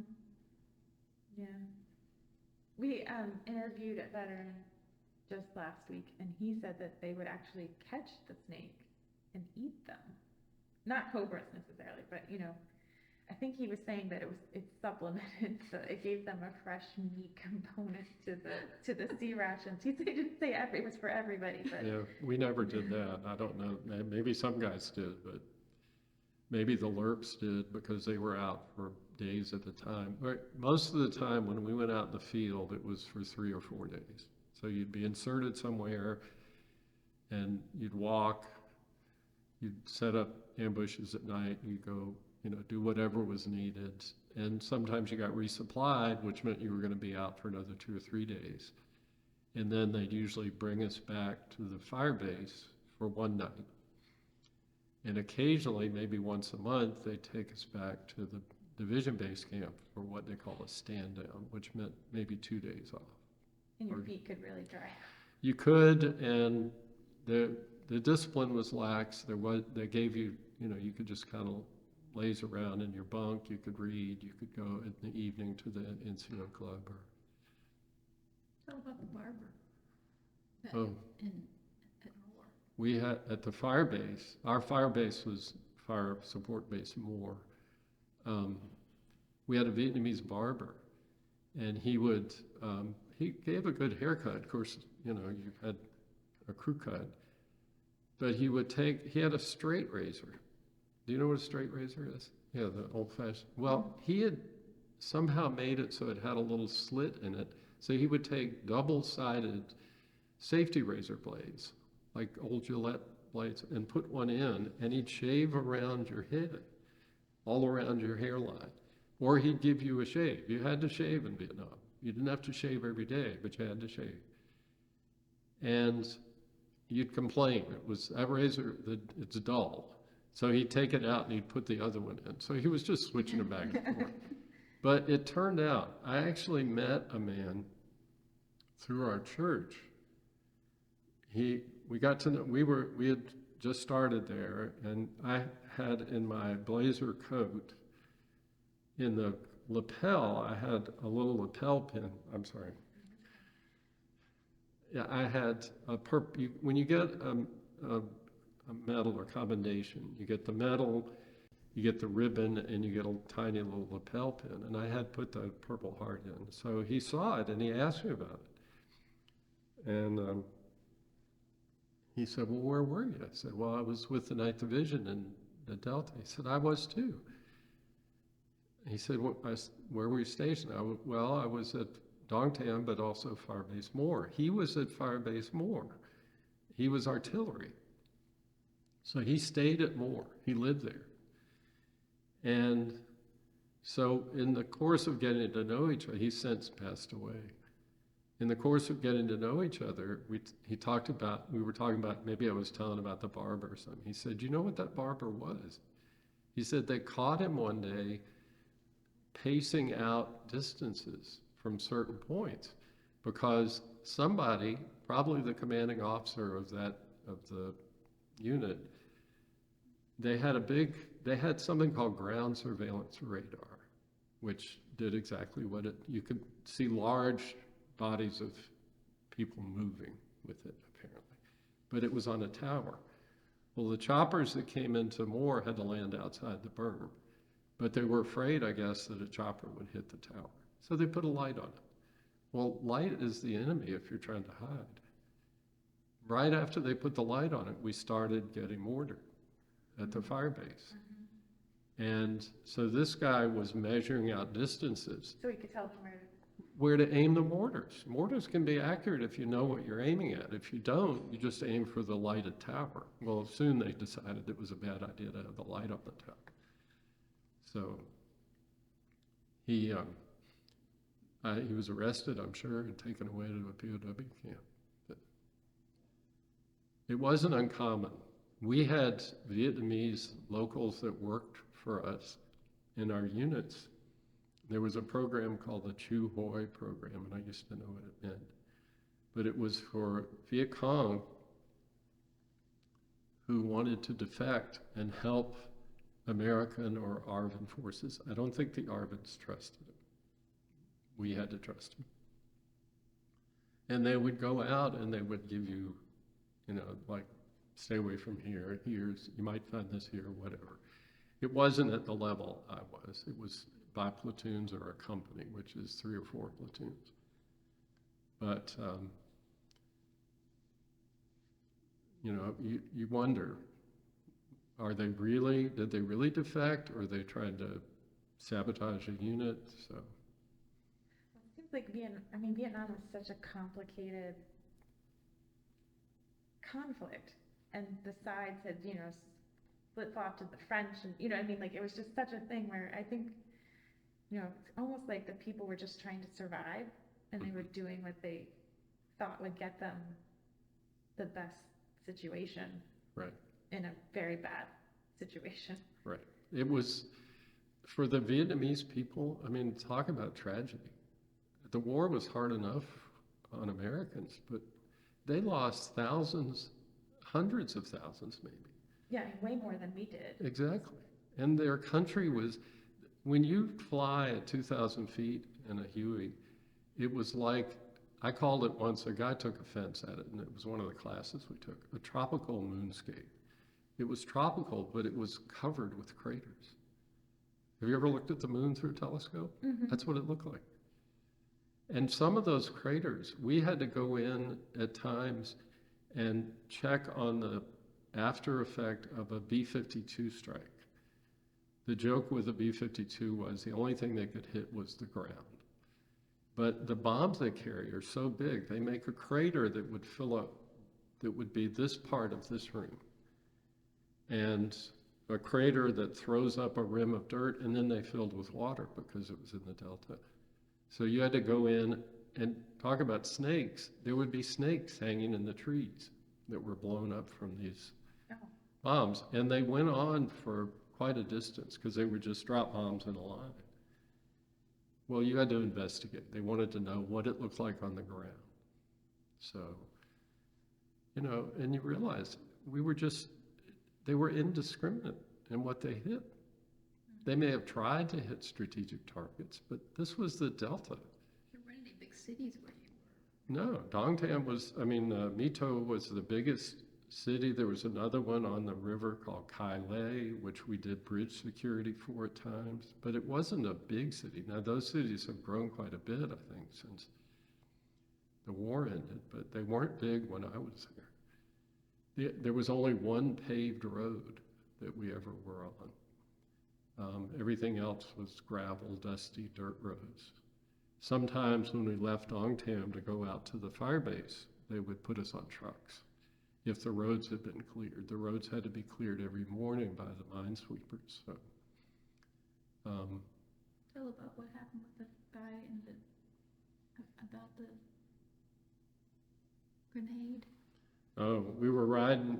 A deuce and a half is a big army truck. It looks like a dump truck, but it wouldn't carry anything, but we'd sit in the back. They have benches that fold down on the sides. And we were riding out to Moore, and you had four guys, one who stood at each corner for guard duty, for snipers. And we were riding down this bumpy road that went out to the road that led to the fire base. And we all carried grenades on our web gear. And Army grenades in Vietnam were round. They weren't the classic pineapple shape that they used in World War II. So they're round, but they have a clip and everything just like a regular hand grenade. And this grenade dropped down on the floor of the truck. Yeah. A guy in the truck jumped on it, grabbed it, and threw it out off the roadside, which was pretty courageous. It's not quite like jumping on top of it, but it didn't explode. It turned out, once we investigated and got over the shock of it, because we didn't know when it hit the deck whether it was thrown from outside the truck, but one of the guys riding in the truck still had the clip and the fuse. It has a fuse that goes down on his web gear. It had come unscrewed. So it wasn't armed. It wasn't going to explode, but that didn't take away from what this guy did. Now, we demanded, I think, as only 19-year-olds can, that he be put in for at least a Bronze Star, maybe even a Silver Star, which is a pretty high award. But they didn't. So Because nobody was hurt. nobody was hurt, and it was a dead. We explained what happened, but he didn't know that when he jumped on it. Yeah. He couldn't tell a live grenade from one that wasn't going to explode. Would you want to talk about how you got your Purple Heart, or is that not something? Just in general terms, the irony was that we were back at the fire base and we were mortared. So it was just a few not serious shrapnel wounds. They came out with Virginia license plate with the Purple Heart. I asked him, did he want me to get him one? And he said no, because it wasn't, like, he didn't feel like, there are other people whose wounds were more serious, and he didn't want to capitalize on that.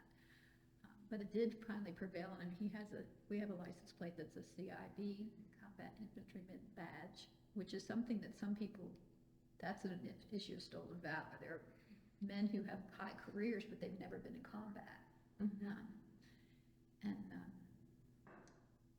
I got him that. He agreed to that. He would agree to Bronze Stars. He has 2 Bronze Stars, or he has Air Medals and other things. But he agreed to that.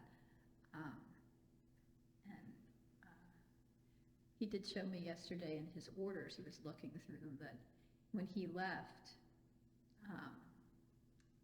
for basic, there are 3 levels of marksmanship, and he was the lowest, the 3rd level of marksmanship, that he qualified with a gun, but when he came back, he was... Not a gun, a rifle. Oh, right. When he came back, he was the top level marksmanship, and he has a trimmer he's always had, like it's a benign trimmer he's had since he was a teenager. So it's pretty amazing that he was able to do that. That he could do that, but it's, you know. Now, was that in addition to your grenade launcher? Like you were doing marksmanship, or does you doing marksmanship with that? No, in basic, you go through rifle training, and you have to pass. The lowest score is marksman, and you can be a sharpshooter or an expert. And when you wear your khaki uniform, which is a semi-dress uniform, you wear, I think it's on this side, a little badge that pins to the pocket, and it has places to hook little bars, and it says rifle. Now, you can qualify with any weapon the Army has. We only had to qualify with the rifle, in this case, the M14, which is an older rifle. And then, but periodically you have to requalify. So, oh, okay. So you improved. Yeah. In the field. Yes. And he can also see things. He has trifocals, and he can see things. We're driving over the river, and he'll say, "Oh, look, there's a heron on the rock over there," or something. And he's driving, and I'm just looking, and I can't find it. They're gonna call the police on me. He has this, like, ability of, like, peripheral vision to spot things, and also hear, like, he has hearing aids, but he has the ability to discriminate sometimes, like, what a song says or whatever, and I can't. And you think, is that because he listened to the radio? Like, you know, like, I don't know, you know, does it hyper, you know, like, hyper awareness of different things. Do you think you came back to, I mean, like, you got sent to Hawaii and you spent time there, which I'm sure was kind of a nice, I mean, I know you wanted to stay there for a year, but, you know, it was kind of a nice way to end your service. Right. In Hawaii, are you making plans for returning back to civilian life? Like, are you applying are you going to go back to ODU, or are you going to? I went back to school, got my degree. I got married. We're both second marriages. And I got a teaching job in Virginia Beach. By then I grew up in Norfolk, but had moved to Virginia Beach and taught school there. When did you feel like PTSD was happening to you? Like, was it something you perceived from, you know, going to Hawaii, or was it something that's crept up on you over time? Well,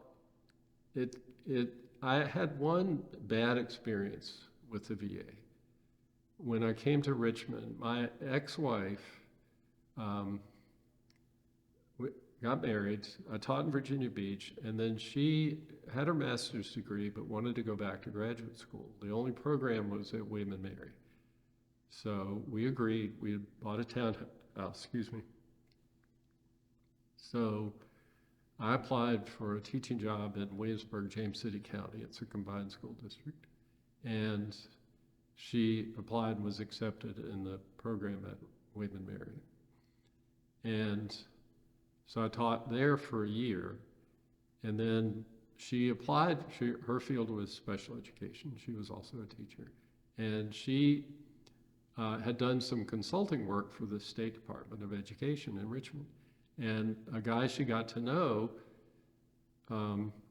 encouraged her to apply for a job opening they had in the State Department. He said, "You won't get it, but the experience will be good." Well, she got the job.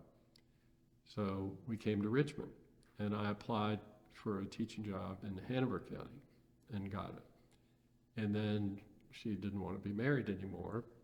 That's another issue. Do you think this may be too personal, but do you think that your service in Vietnam, did it have any effect on I'm you? sure it did. I'm sure it did. But human interactions, there's blame on both sides. Yeah, I mean, two humans interacting together. Right. She asked me to leave. So I left. I moved into an efficiency apartment on Gray Street. I didn't know a lot about Richmond. My parents lived here then. My brother was off in Europe in the Air Force. Anyway, so I taught. I worked part-time, ironically, at the Science Museum, where I had left to go to Fort Benning. And I was busy all the time. And I don't know, I'm sure I had some symptoms of PTSD, but they weren't debilitating. I probably drank more than I should, but anyway. Were you involved in any veterans groups? Like, was there any kind of like, let's talk about this, what we went through kind of? We talked about it last night. He said he just wanted to move on. Yeah, I didn't want any, yeah, to me, the best way to get rid of Vietnam was to forget about it. Push it down. Yeah. And I've never been a real joiner anyway. So I was working 2 jobs. There were times when I worked every weekend and taught for 5 days. And I would start working at the Science Museum the day after school ended, and I'd work until the day school started. And then we met in 87, 88, and for some odd reason, she seemed to like me. And I got to have a wonderful, wonderful stepdaughter who's now 40. She was 4 when we met. And so then I was teaching and a new marriage and being a step parent, although she calls me dad. And everything was okay. And then I retired. I worked, there's a program called the STEP program? No, PREP program for teachers who retired at 60, at 57, whatever the earliest retirement age to get you through to Social Security. So I worked part-time at my old school in the front office. I loved it. And then I really retired. I was home all day. And I was teaching And she was still teaching. She hadn't retired. 10 hours or whatever else it is. Right. And all of a sudden, I started having these issues. Well, that was about the time I met the gentleman at church, Carl. I had type 2 diabetes. I had PTSD, although I'm not sure I knew exactly what it was. And there were other issues. So I also have a neuromuscular disease, which I've had one doctor at the VA tell me it was probably caused by Agent Orange, like the type 2 diabetes. Because they sprayed us. They just didn't spray the jungle. They sprayed what was in the jungle as well. So I went back to the VA. I'd had that bad experience. This was the old hospital. The bad experience was like 1970. Yeah, this Okay, was so way what- back. Do you want to talk about the bad experience, or It- can you give us a general? Yeah, it was like, okay, there's not much we can do for you. We'll give you a card. You can be enrolled in the VA, which I did. But, you know, it was just ho-hum, you know. Mm-hmm. Vietnam vets then in the 70s were a dime a dozen. I was single. I didn't have any advocates for me. So I just said this was a bad idea. I had health insurance. I didn't need the VA. So this gentleman at church, Carl, says, you should go to the VA. That's covered as if you're a Vietnam veteran, type 2 diabetes, if you were in the field. And he gave me a website to look at where they sprayed Agent Orange. And the area we were in the Delta was one of the heaviest spraying areas they had. So what are all of the, I know to help educate us, what are some of the symptoms of, like long-term effects of Agent Orange exposure? Do you know? There are issues with birth defects, but I don't have any biological children. So my first wife and I didn't have kids. So You weren't able to observe that. No. But type 2 diabetes is one of them. There's also a kind of acne that is caused by Agent Orange, which I don't know that I've ever He has had. like 14 skin cancers. Although I've had a lot of skin cancer. And I did have a doctor tell me once that he thought there was a correlation between skin cancer and Agent Orange. He Yeah. even had one underneath his fingernail. Oh, wow. Lose the end of his finger. But So they're I not- grew up a short bike ride from the beach in Norfolk. We could ride to Ocean View. So, But you had skin cancers where the sun doesn't shine. yeah, I'm sure that'll keep them awake at night. Anyway, so I went back to the hospital previously known as McGuire, and I enrolled. And you go at that time, It wasn't online. had to yeah, go you through it. went and you were interviewed and they did all these tests and you saw this doctor and that doctor and everything. And they said, well, we have all the information. You should know something within 6 months. It was less than 6 months. It was only about 2 months. So all these statements about the VA are often just BS. The VA that hospital is efficient and they're caring and they do good work. And he gets extraordinary care. I get excellent care. He gets care that's not available to the general public, an eye exam every year because Well, of diabetes. my That's- primary care physician said, she told us once, somebody asked her why she stayed there. She said, because if I have a patient and I want them to have this or that test, I just type it into a computer and they get it. I don't have to plead with an insurance company. Anyway, So what year did you go back to the VA? I'm not sure. It's been like about 18 years, maybe, something Yeah. like that. So like the 2000s? Yes.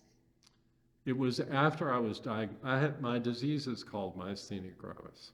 I was diagnosed by a neurology team at VCU Medical Center. And I had a great neurologist there who ended up working at the VA. So I actually continued with him for a time, and then he went back to MCV full-time. But even though it's not in their list of recognized Agent Orange problems, they take good care of me. I have 2 neurologists at the VA. And I get an infusion once every 6 weeks in their infusion center. It takes about 5 hours, but it keeps me, I don't have to take immune suppressing drugs, which can cause skin cancers or make them worse. So I get great care at the VA, and I've totally lost the train of thought. They evaluated, they did a whole checking under the hood evaluation. Yes, And then 2 months later, they came back to you. yes, and said, this is what you qualify for. You have PTSD, you have type 2 diabetes, you have, there was one other thing. I have something called central sleep apnea, which is not obstructive sleep apnea. It's caused by PTSD. It's something in the brain. So anyway, I was given a disability rating, and along with monthly disability pay, and it enabled her to be able to retire. We could now live, because I have retirement, and by then I was on Social Security. Even with the teachers being retired, it was like $800 a month for insurance. Right. And so It was almost $1,000 for me to get health insurance. he has, So I get all and- my health and insurance, because health coverage. even there. if he didn't have a disability, his drugs would be covered because of he has a purple heart. Heart, yeah. And so all medicines are covered for those with purple heart I take, conditions. there's a lot in the news about the weight loss drugs for diabetes. Ozempic and, Well, I take one called Victoza, which is like Ozempic, but it's a daily shot. And my primary care physician put me on Ozempic, but it caused really serious, that's a once-a-week shot, gastrointestinal issues. So she put me back on Victoza. So every night she has to give me a shot in my stomach, which she's very good at. So One of the questions we went over, go ahead.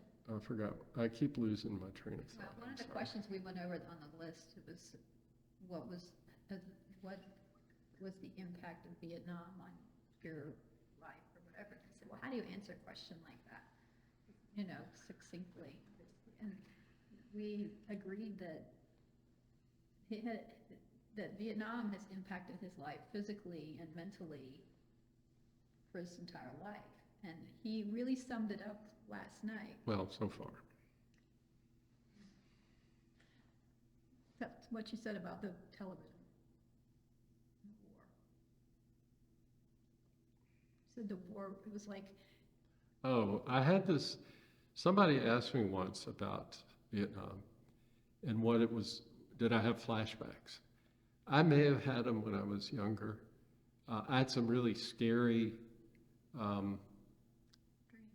dreams, but also some things, loud noises, like a car, classic is a car backfiring, but fireworks especially, firecrackers and cherry bombs, loud, abrupt noises. But I don't know that I ever had a flashback, which the strict definition means you're reliving that experience. I've certainly had vivid dreams, but the best explanation I could come up with was that Vietnam for me was like being in a house where there was a television set on, the volume was on, and the war was on. And it was always there. And sometimes you'd walk by and you'd be paying attention to it, but other times you'd be in another room and you could just kind of on the periphery hear it. And that's the best analogy I could come up with for what memories of Vietnam are. Now, sometimes I still have nightmares. Oddly enough, and this is, my counselor has helped me with this,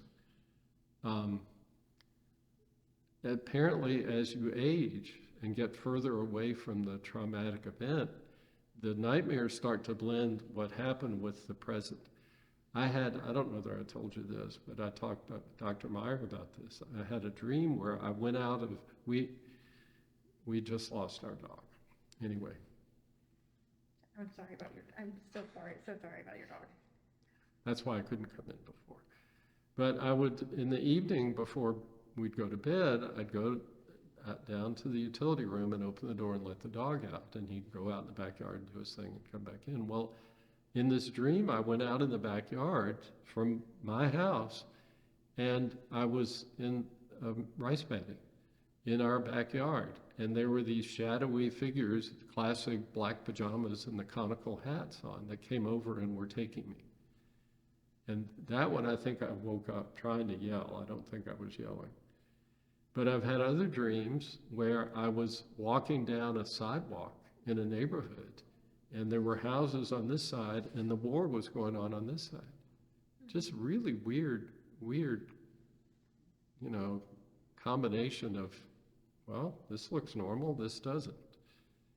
But my doctor has assured me that's not uncommon for people that have experienced PTSD, but it's slowly evolving. He's had really good doctors. His counselor is excellent. And he had one bad experience with a counselor who was very young. Well, she was a grad student. And they didn't. And it wasn't all her fault, but it wasn't a good experience. His counselor said he was at that point acting head of the mental health clinic, and they did not hire her. But I got on the phone.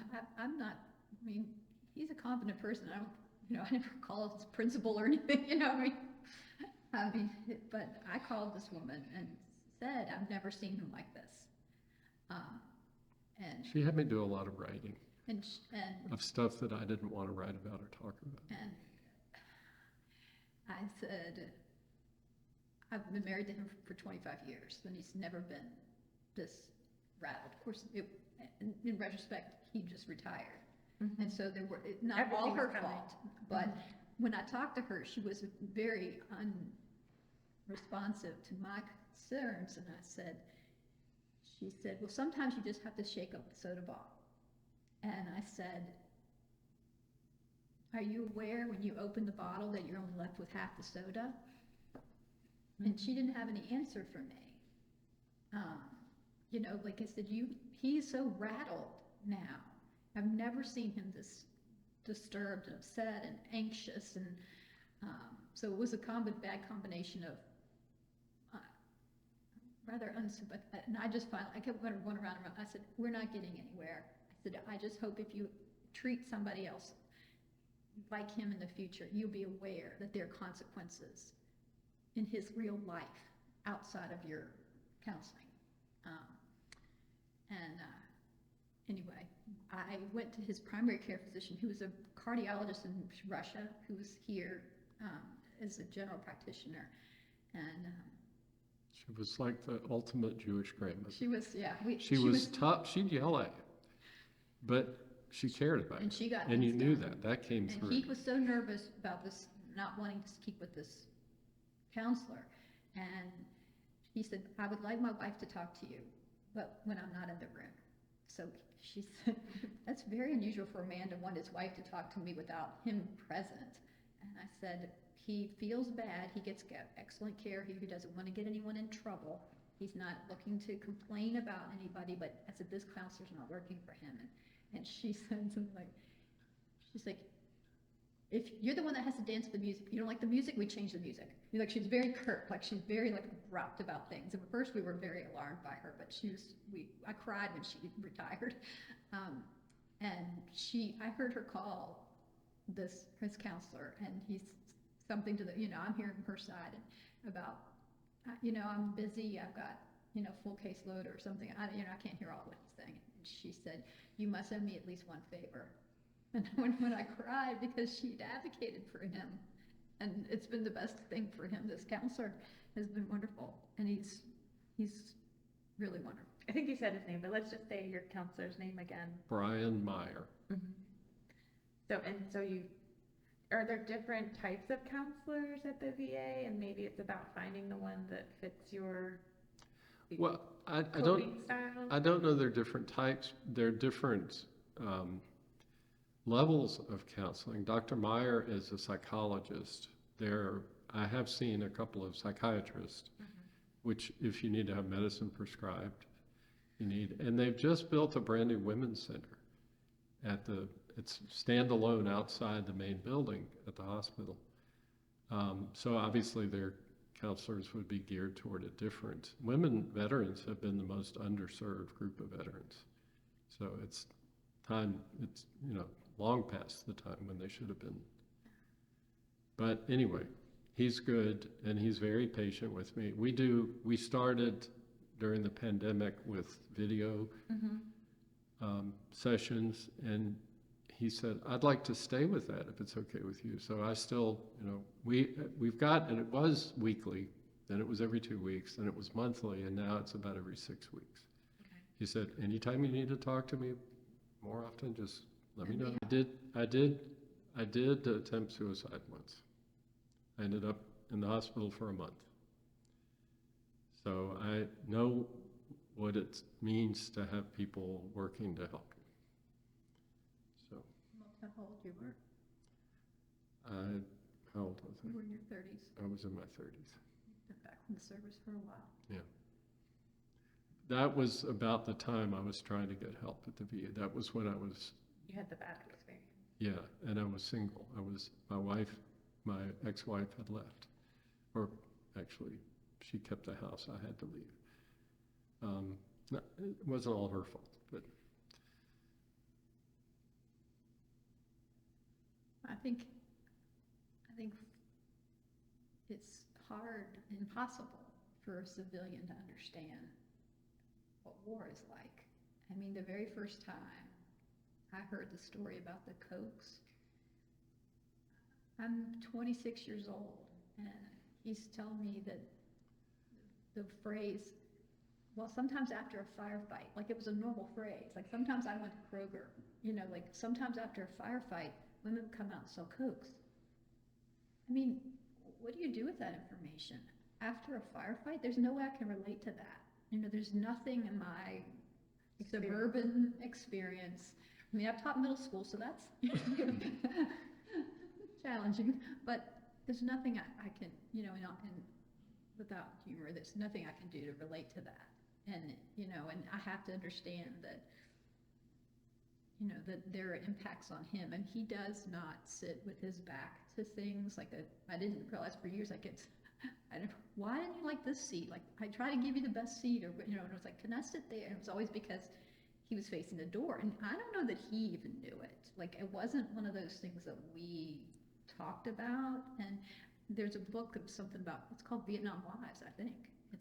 And Dr. Meyer recommended it, like, well, gosh, I should have read this when I was 26, not when I was 56. You know, like, I could have known so many things. I mean, I crept up on him once to scare him. Mm-hmm. I was just, you know, it was just an innocent thing. And I mean, it was cruel, like, looking back now, like, I would never do that, ever, you know. Well, I think guerrilla warfare, I mean, that's the problem. It's constant and surprising, and, you know, it's very hard to relax and get back to a center where you feel stable. Right. Nowhere was You're safe. always under threat. And Yeah. We had even the fire base. Like I said, that's where I got a Purple Heart, inside the fire base. The fire base it was, I don't know, maybe as big as the paved parking lot out back. It's not very big. So they didn't have to be very good shots to hit certain areas. They wanted to hit command bunkers or things like that. But they did build some heavy duty bunkers for us to go in. And the bunkers on the perimeter were sandbag bunkers with firing ports, but usually they were filled with rats. So you would sit on top where there was like a parapet of sandbags. You could sit behind, but you were open to The falling. You're right. Well, what do you think is the biggest misconception that civilians and people who were not alive during the Vietnam War have about the Vietnam War? That's easy. That we were all drug addicts. That all Vietnam soldiers were drafted. Nobody volunteered to go. And that we didn't care. And that's not true. That's not the Army I was in. I was there in 68 and 69. I think things did devolve some in the 70s before the pullout, but that's not the experience I had. Statistically, a higher percentage of combat veterans in Vietnam enlisted as opposed to World War II. We tend to think of World War II as everybody was anxious to go and fight. It's not true. Most World War II veterans were drafted. Not to take anything away from World War II. That was totally different, and that was, I can't imagine, that they were there for the duration. But this idea that we were all drug-crazed hippies, you know, killing, I mean, that was the phrase, wasn't it, that they used, the baby killer. I was talking to Sheri last night when I flew out of San Francisco to come back for leave. You had to fly in uniform to get your standby. You could fly from San Francisco to Dulles for about $50 or $55 if you flew military standby. And I had one good experience I'll tell you about in a minute. But I told her I was walking up a ramp from one concourse to the next, and there was this little spray of mist that I don't know that it was an air conditioning duct that was dripping or what, but it occurred to me it could have been somebody above me spitting, because that was always in the back of your mind, because you heard these horror stories of how guys in uniform were treated. But I don't know that's what happened. It was probably condensation. He doesn't know, but there was. But I was in the airport at Honolulu once, getting ready to fly out, and they had a lunch counter, so I went to get a meal, a sandwich.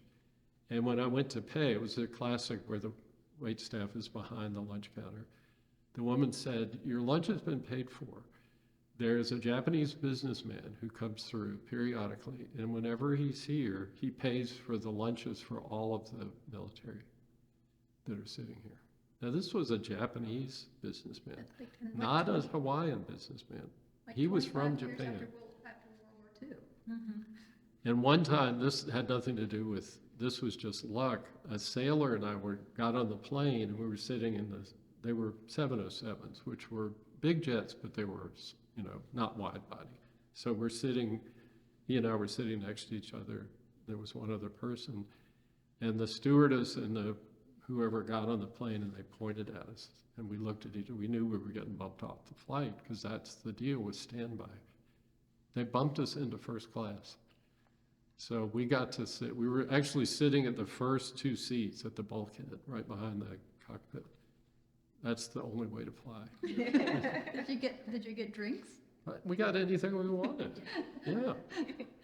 So that happened, and that was just luck. We happened to be at the right place at the right time. The same thing with the Japanese businessman, but. He won't tell you this story, what I think is hilarious.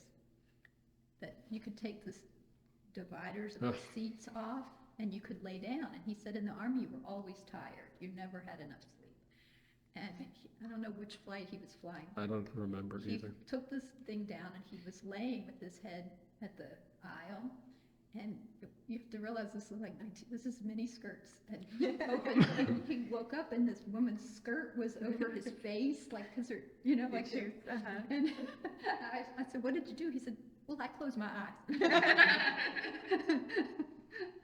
But I think that's such a hilarious serviceman story that he was trying to sleep, and this person's, talking to the person across the aisle, and her skirt is so short it's in his face.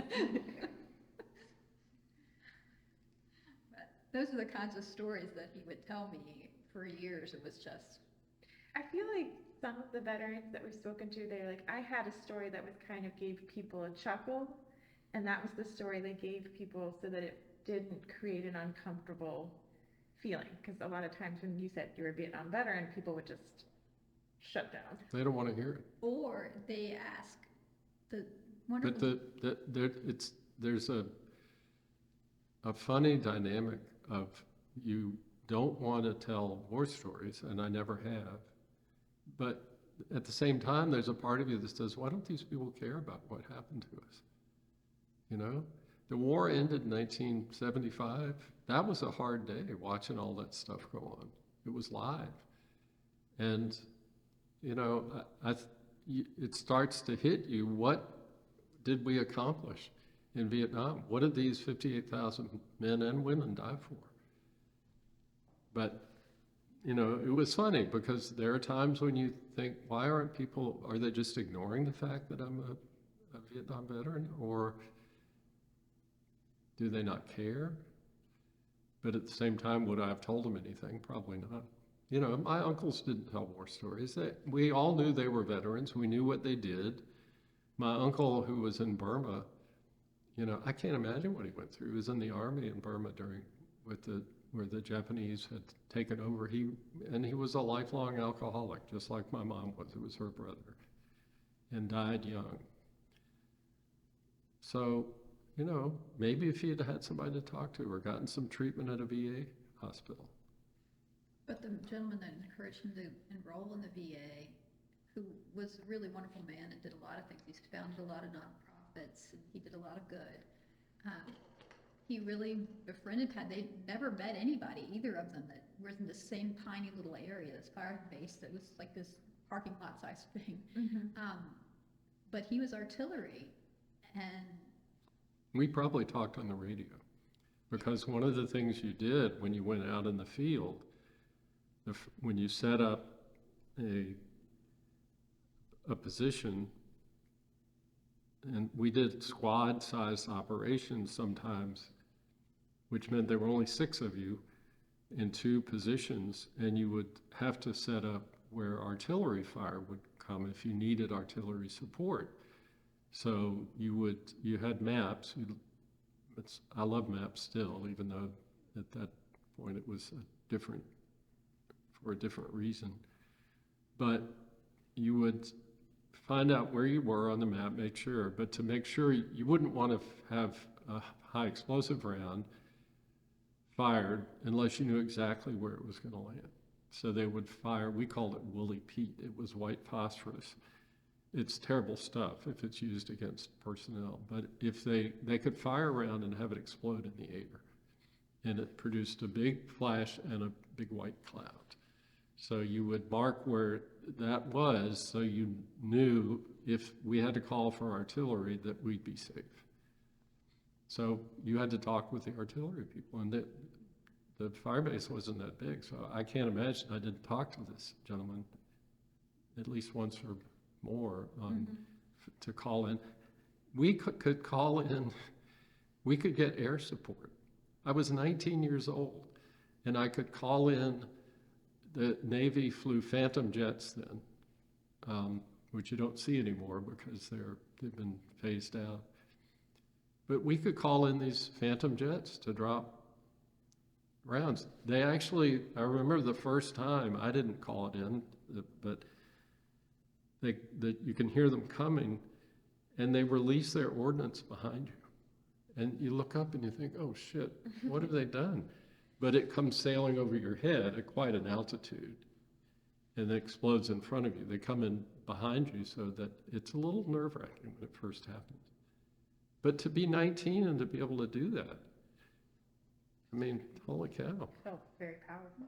Well, I don't know that it hit me at the time because it was just part of the job. But when I think back on it, I think, was I really capable of doing that? I must have been. They told me I could, so. One of the only things that he told me for many years about combat, a few things, is that it was pretty simply said, and he said that he was a squad leader, and they used to rotate walking point, and that was just a rotation. That's just what it was. You rotated. Then the order came down that the squad leader couldn't walk point, and then he had to pick people to walk point, and he said nobody at 19 should have to pick somebody to walk point. Yeah. Yeah. And that, I think, Most of our casualties were from booby traps. So it just seemed more like random if it was just and you took a turn. Yeah, then you didn't have to feel the responsibility of saying to that person, this is going to be your tour that you don't come home. And we have been, of course, to the Vietnam Wall. We have a photo of it and a poster of it. And I went to the parade when it was dedicated. It's the only parade I've ever been in other than military stuff. But we went up the local vet center. Do you know what vet centers are? The VA realized they had a problem with Vietnam veterans not wanting to come to the hospital, so they opened vet centers, which were little counseling offices. This one happened to be on Franklin, right close into VCU. And I found out they were organizing a couple of buses to go for the dedication. So I signed up to go. So it was a charter bus company. We rode up to Arlington. We had to walk over from Arlington.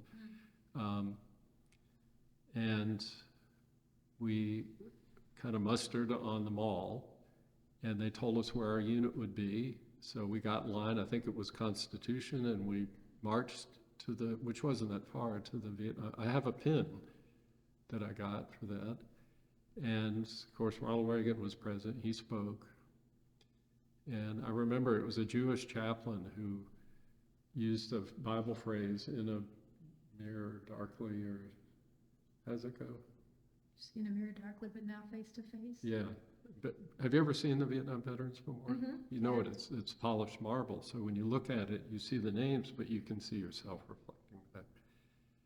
So, and I didn't know.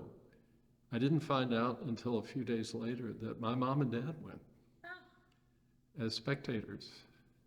And they didn't know I was there. So. The time before cell phone. Exactly. Yeah.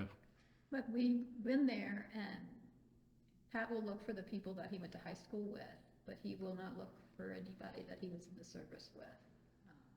That's not something he looks for. We go to the Virginia War Memorial. I bought him they have a walkway of honor, and for Christmas I bought him, I asked him if it was okay, a stone that has his name, and then that he served in his dates, and when he served in Vietnam, and he was in the Mekong Delta. You know, then other people who walk by that might have done that, you know, they can say, oh, I served in the Mekong Delta too. Not that they contact you, but just Yeah, memorializing something. because you're going there to, you know, like to make a offering. Yeah, so you know, to we go honor. on Veterans Day and, you know, Memorial Day. We tend My, to go there. I have a friend, he and I taught together, and we found out when he came to Hanover, he married his childhood sweetheart after a long A time of reunion, he separation. met like his prom date, and he married her like at a 25-year reunion. Like, it was like And a they had after-school both been movie. married before.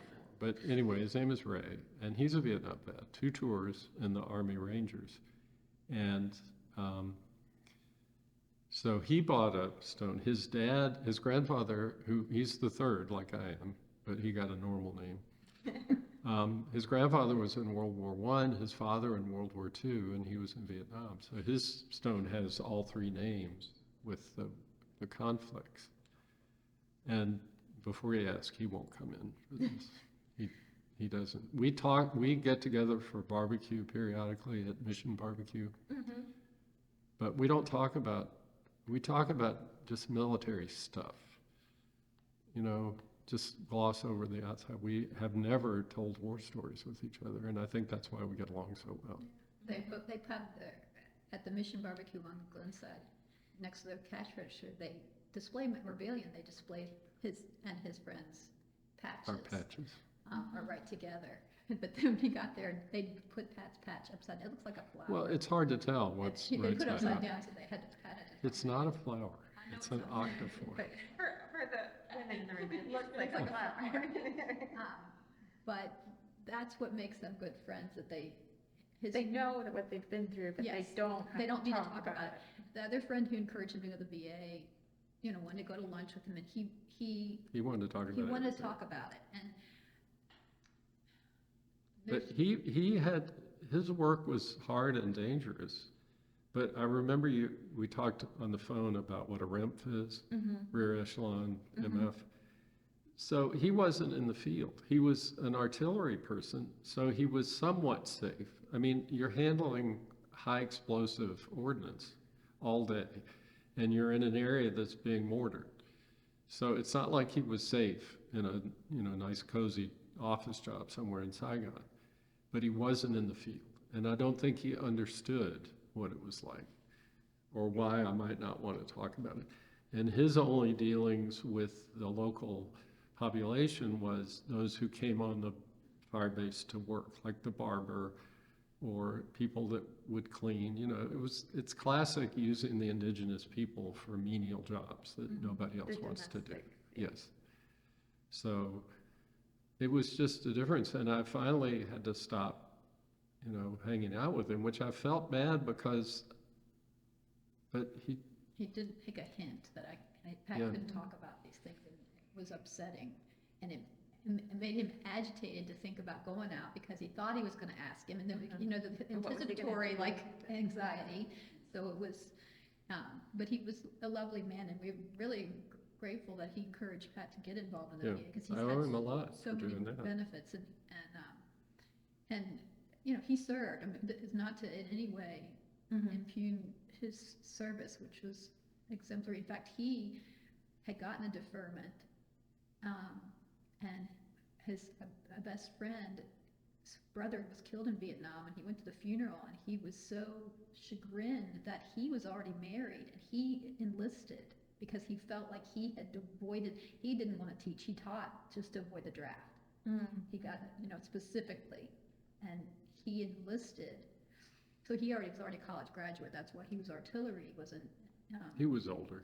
He died a year or two ago. He was But in his late 70s. but obviously somebody who was a person of integrity felt compelled to do what he thought he had shirked. Yeah. But it's just hard because it's better with his friend that doesn't want to talk about it. That's just. I think sometimes therapy is about setting boundaries. Mhm. And, I mean, he helped give you the skills to set a boundary, but you had to set it Right. with him. Is there anything that you all wished I had asked you about your service or about the war? I read through the questionnaire several times. And of course, we thought we were coming earlier, and then we had the problem with our dog. And we got it out last night, and Sheri wrote down a few things, and we talked about it, so. And I apologize for not wanting to talk about some things, but. Completely fine. Yeah, I think that. I mean, I had a good talk with my counselor about the importance of doing this, and he agreed. And like Sheri said, he had an aunt. She was a child. She was killed on the beach. We don't know if it was at Dunkirk, but by German fighter planes, while his father's family was escaping from. They were told to come to get on a ship, to come to America, and they strafed the people on the beach, and his his aunt that he never knew, his teenage aunt was killed. His father survived. He was 6 or 8. He became a psychiatrist, his father. Mm-hmm. And Dr. Meyer grew up in Chicago and then in Texas, and his father just passed away. And he advocated for the Native Americans. I mean, it's just really commendable, like you think to these people. Mm-hmm. But I think that that one thing that we looked at and we talked about is that it is harder when you're a Vietnam veteran instead of, a World War II veteran, who are, Of course, I'd be 100 years old. universally, lauded, and rightly so. But the fact that they had very few days in combat compared to Vietnam, because there was no front line in Vietnam. Like, I didn't have they weren't moving to a position that was a front line, and they were behind it, or so that the fact that Vietnam veterans had so much more combat during a tour than other veterans in other wars. There's an interesting statistic about World War II veterans and Vietnam veterans, and that is how often they fired their weapons at the enemy. And apparently the number of combat troops, infantry soldiers in World War II that never fired their weapon at the enemy is higher than you might think. So the Army changed their training method. Apparently in leading up to World War II and perhaps even Korea, the firing range targets were circles, what you think of as a target. But by the time they were training soldiers for Vietnam, they used human silhouettes. And I guess the idea was, the Army they're masters at manipulation. And I guess the idea was we'll get people used to firing a weapon at something that looks human, even though it doesn't really look human. Mm-hmm. So, but apparently the percentage of Vietnam combat soldiers who fired their weapons went up dramatically compared to. Or some of that would be to World War II. Were they on a combat line, or were they just carrying, there's a lot of variables, Mm-hmm. obviously, in a situation like that. But, yeah. It doesn't mean, like I said, it sounds like sour grapes. I hope it doesn't come across that way. So. No. Mm-mm. No, it's an interesting observation to keep in mind. Okay. Well, do you guys have any questions for them? No, that your all's perspective is one we haven't had before, so I appreciate you sharing. That's good to know. Yeah. Yeah. Thank you Without for being letting able us to come. assess that. Yeah. What you're sharing is very valuable, I think. Yes. Yeah. Thank you. Do you have military members in your family? Or? My dad served during Vietnam. He did not go to Vietnam, but he was in. He was in the service. Mm-hmm. Yeah. And then my grandfather was in World War II, drafted, but his father died while he was at basic training. Mm. And so they were farmers. So he got called back because he was considered Right. essential. Yeah. So, I think someone in his unit got meningitis, so they were actually like quarantined. Like he was supposed to go, they got quarantined, and then while he was quarantined, my grandfather died. My great grandfather died. So When I was at Fort Ord, they have an AIT component, but they also have basic there as well. And they had a meningitis outbreak in the basic training unit. So the traditional old-fashioned green fatigues, they had to wear a white stripe on their fatigues because they weren't allowed in certain areas at the base. And if they wore that, you know, that would identify them as someone who shouldn't be there to keep the meningitis contained, yeah. yeah, well, I'm glad it was valuable, because it was very nerve-wracking Yeah. for him to do, and I actually said, you need to ask your counselor if this is appropriate for you, because I don't want it to be upsetting. yeah, we don't want to be shaking the bottle. Right. No, he said it would be good. But he also recommended waiting after, I had a session with him right at when our dog passed away or was put down, so. And he said it specifically, he thinks because of the misinformation that we have in the world now, and that, you know, like we have the Holocaust survivors, you know, the last ones, that they feel compelled, even if they hadn't talked, to make sure that people are aware of what happened and the truth. And he said that the same thing applies, and one day there won't be any Vietnam veterans around. And, you know, this is an accurate reflection of what happened. We have a friend he enlisted in the Army. He's a little younger than I am. Went to flight school to be a helicopter pilot, flew Hueys, and never went to Vietnam. He became an instructor pilot. Hmm. So, Yeah, I have two friends in Weston. There are not a lot of people who are in service. And my two good friends I taught school with, both of their husbands served during Vietnam. well, Frank went to Vietnam. And one went to Vietnam, and one, and I've been the proselytizer of the VA. Like, I haven't personally, the two of us have been responsible for at least like 3 people enrolling because of the good care he gets. Mm-hmm. My knucklehead brother won't sign up for the VA. I want to grab him by his scrawny little throat and choke him. But Can't drag a horse to water. no, you can't. Did you use the GI Bill I to go did. to finish Mhm. your schooling? When I got out and went back to school, I used the GI Bill, and I have used a VA home loan twice, which is just a guarantee. The VA doesn't loan the money. With 2 different wives. Yeah. And you're 2 different husbands. We both were shunned Well, I always say to him, am I still your favorite wife? And he always says, so far. We've been together over 30 years. Yeah. And she, like I said, gave me a daughter. And now we have 3 grandkids. So, doesn't get any better. we're very lucky. Well, thank you guys so much for coming in Thank you. today and giving us your time. We really appreciate it.